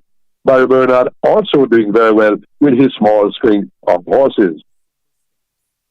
Number 4, Catalina, Kevin Foster, and Paul Swaby teaming up for this one. Number 6, He Can Dance with Omar Walker and the String Man, O'Neill Martin. And number 8, I Leaks, Red Lewis and Ryan Darby teaming up for this one. Now, the selection of this jockey by Ryan Darby piqued my interest. And I looked back at a race that this horse ran, and that was over 8 furlongs back on the 3rd of June with Contra Francis in the saddle. Flying at the end and at 11 to 1 behind Sir John. Comes back here now with Ryan Lewis. So the top of 4 here in race number 5. 2, 4, 6, and 8. Who do I appreciate? Number 8, Red Lewis, to get the better of number 2 and number 6. Welch, race number 5. What say you? I think Catalina is a cut above this. Catalina will win from number 8, I Links, and number 6. Number 1, Secret Champ. I think number 6 has stepped out of his league for tomorrow's event. So 4, 8, 4, 8, and 1. 4, 8, 1 for Will Suter. We both agree on Catalina and Anna Links. I prefer Anna Links. Welsh goes with number 4, Catalina. The 6th race over 7.5 furlongs or 1,500 meters is a restricted allowance 2 for native and 3-year-olds. They must be non-winnable. 2. 10 horses go to the post. And what do you get? Another way to come out of debt. Here are the top ways you can win in race number 6. Double exacta, criminal trifecta, superfecta, and last, a high 5. Here are my top 4 runners in race number 6. Number 2, Strike Smart, Omar Walker and Philip Elliott. Omar seems to be riding better these days and selecting his mounts. He rides this one for Philip Elliott, but already had 4 winners this year. Number 4, Anonymous for Jan Lewis and Anthony Nunes. Number 5, Burlap, that will be the favorite. Dane Dawkins riding there for Richard Azan. And number 8, and that is Loyal Action with Kevin Foster and Paul Swaby teaming up there. 2, 4, 5, and 8. Who do I appreciate? Number 4, Anonymous. Red Lewis, he is riding much better. He's able to pace himself with his horses, and he always has a little extra when it comes into the final furlong. It doesn't kill out his horses and get a little more of this. Who trains for 4 races. I'm going to number 4, Anonymous in race number 6 to get the better of number 5, Burlap, and number 8, Loyal Action. Well, Suter, race number 6. I think Loyal Action will win. I'll give Paul Trader his first double as a trader. Loyal Action will beat. I'm interested in Burlap. I'm interested in 100 and last and should not be let out of calculation. So it will be a duel between I'm interested and Loyal Action. I'm going to give Loyal Action the edge. Loyal Action for me. 8, 7, and 5. Yes, sir. So the top ones for Well Suter. He goes in number 8, Loyal Action, with Kevin Foster. I'm going in number 4, and that is Anonymous. We turn the page quickly and go on to race number 7. Over 7.5 furlongs or 1,500 meters. This one is the Clovis Metcalf Trophy, one of the co-features on the card. Only 6 horses declared here, and these are the big boys, open allowance horses. Good to see them on the track. The public always likes to see the better horses rather than bet on the lesser lights. But let me give you the exacta and trifecta. Here are my top 3 in race number 7. Number 3, Minister of Man with Abigail Abel. Number 5, Perfect Brew with Kevin Foster. And of course, do we have to say Atomica? I have to say Atomica with Dave Hawkins. This one, what a run the last time out at 1 to 5, coming home of a Perfect Brew and Green Gold Rush. And I thought that was an impressive run. Can't wait to see this horse again. And this is a banker. Atomica, just in front of, as usual, Perfect Blue. In the 7th, right? What say you? Yes, this will close Mr. Webby double. Answer my prayers in the first and Atomica in the 7th. Atomica is a 5-star banker here. Oh, yes. In the 8th race, 7 furlong, now 1,400 meters. This time for the 450 to 500,000 claimers. Only 7 declared here. Small fields tomorrow, but some nice races all on top. Double exacta and trifecta, and here are my top 3 in race number 8. Number 1, Sabratone. Red Lewis again. Do you have another 4-timer or even a 5-timer? We'll find out tomorrow. He rides this on for Nicholas Smith. Number 5, Duke of Springs. Knocking, but can't go in. And made it 23rd. Nothing, but was disqualified. What will happen tomorrow? Anthony Allen slips 3 of 56 kilos for this one. And number 6. And number 7, not number 6. Number 7, and that is Anchorman. So 1, 5, and 7. Zablatone, Duke of Spring, and Anchorman. And I really think that Zablatone is going to pay Red Lewis a very comfortable man at the end of the day, because I'm going to Zablatone to get the better of Anchorman. What say you in the 8th race? Well, yes, Zaberton looks like a winner, but Wowza and look very good to it nowadays. And the last couple of times I saw Wowza, I was looking at different time. But I think Wowza gonna beat Zaberton and Anchorman. 3-1-7 for well shooter Paul Francis, who rides on siders very well. He has been doing quite well. He rides this one for Ryan Darby, and this is a good combination. The feature race, the Jamaica St. Leger Grade 1 event, Futurity, the best 3 hours in the island. They go 10 furlongs or 2,000 meters. 12 horses will go to the post, and here are my top 4 in the St. Leger. Number 1, the favorite, Mojito, only beaten back in April and October last year. October twice last year, but not yet since that time. Number 3, Money Miser with Tevin Foster. Number 7, Mamma Mia with Philip Newman. What a lovely ride. He gave this one the last time. And number 10, Huntsman with Young Roman. And we'll show you about Radish Roman riding tomorrow. 1, 3, 7, and 10. Mojito is better than this group and should be another 5-star banker. What say you in the St. Leger? Well, yes, on past performance, Mojito was one out of class and looking good. But number 2, Rhythm Buzz. Rhythm Buzz ran up door for race and that. Something must have gone wrong from the inside of the stable there. And Rhythm Buzz will be a different horse tomorrow. So Rhythm Buzz must be on the exact of tomorrow. 1 to get the better of 2. And number 7, Mama Mia. Unsman will be there. Unsman will trade him very lightly. And that could help him very good for tomorrow's engagement. So look out for Unsman there. Good. The 10th and final is named in honor of Midnight Angel. Opening allowance horses going 5.5 furlongs or 1,100 meters. 10 horses are declared, and all the betting opportunities except the rolling triple. Double, exacta, no double, exacta, Quinella, trifecta, superfecta, and high 5. My top ones here in the 10th and final. Number 1, Taurus Boy, O'Neill Mullins, and the great one himself, Feliciani. Number 2, Inspire Force, Javanil Patterson, and the great one himself, Feliciani. Number 4, Lure of Lucy, speed upon speed upon speed. And that's Ryan Lewis in the saddle. And number 7, Sparkle Diamond, looking very well. Looking very well. And somebody saw this one on the track and called me and said, Doc, Sparkle Diamond. Sparkle Diamond. So I mentioned it to you. So I'm going with 1, 2, 4, and 7. Speed is speed. Ryan Lewis is hot. I'm going with Lure of Lucy to get the better of Inspire Force and Sparkle Diamond. 10th and final, well shooter. What say you? Well, I love to out the race. Curling Affair will run out this out tomorrow. Curling Affair will get the better of Sparkle Diamond and Champion Bubbler. 5 and 7, those are the 2, and Champion Butler. The Bubbler is race number 9. 5, 7, and 9 for well shooter. So there you have it. Those of you who are tuning in late, let's go over the selections for you in the race card tomorrow. St. Leger David with the co-feature, the Clovis Metcalf Trophy, race number 7. In the first race, my Cook Food Special is number 7, Xylophonic Steel. Well shooter likes number 8, Answer My Prayers. We both agree on number 5 is not a fact in race number 2. In the third race, I'm going to number 6, Lion of the Cat, the favorite. Well shooter likes number 5, Shadow Fox. In the fourth, I'm going to number 4, Sunshine Cat. Well shooter goes with number 3, Garincha. In the fifth, I'm going to number 8, and that is Iron Eye Lynx. Well shooter goes with number 4, a cat leader. In race number 6, I'm going to number 4, Anonymous. Well shooter selects number 8, Loyal. No, in the sixth race, well shooter selects number 8, and that's Loyal Action.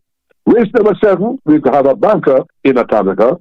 In race 8, I'm going to number 1, Zabratone. Well shooter likes number 3, what was that? To get the better of Zabratone.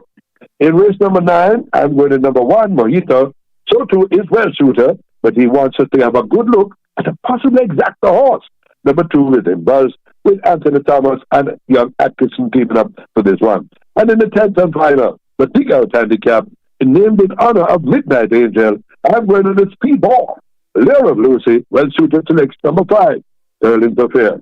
Those are selections. Remember, we gave you 6 of the 10 winners, so make sure you mark your paper, use your selections, and good luck. That now to the studio of Rebel Radio. there you have it. That if you want to win money tomorrow, remember, you have to choose what you heard from Dr. Paul Wright and Will Suitor. Yes, and racing business, big people's business.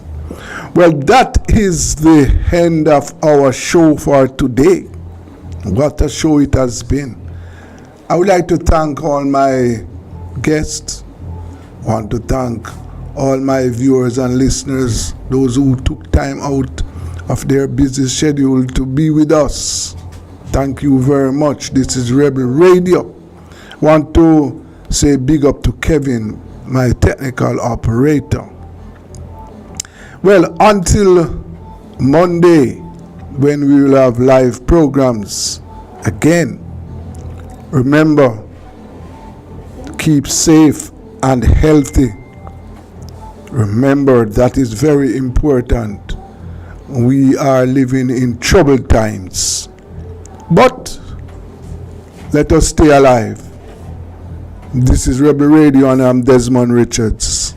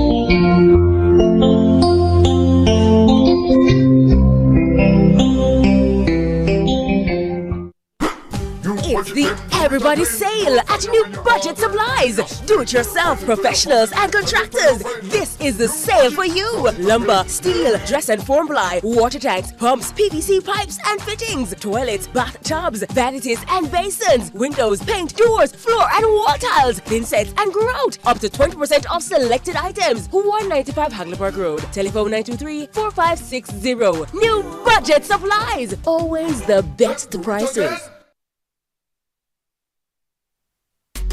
Do it for your best life. Go check your HIV status. So keep your life trending, no pretending. Me I tell yourself do it for you, do it for you. Every time you are link with a condom, coulda husband, coulda wife, coulda be a random. Condom connect and protect your profile. Be your own fan. Do it for your best life. Do it for your best life. Don't put yourself at risk. Condom connect every time. Do it for your best life.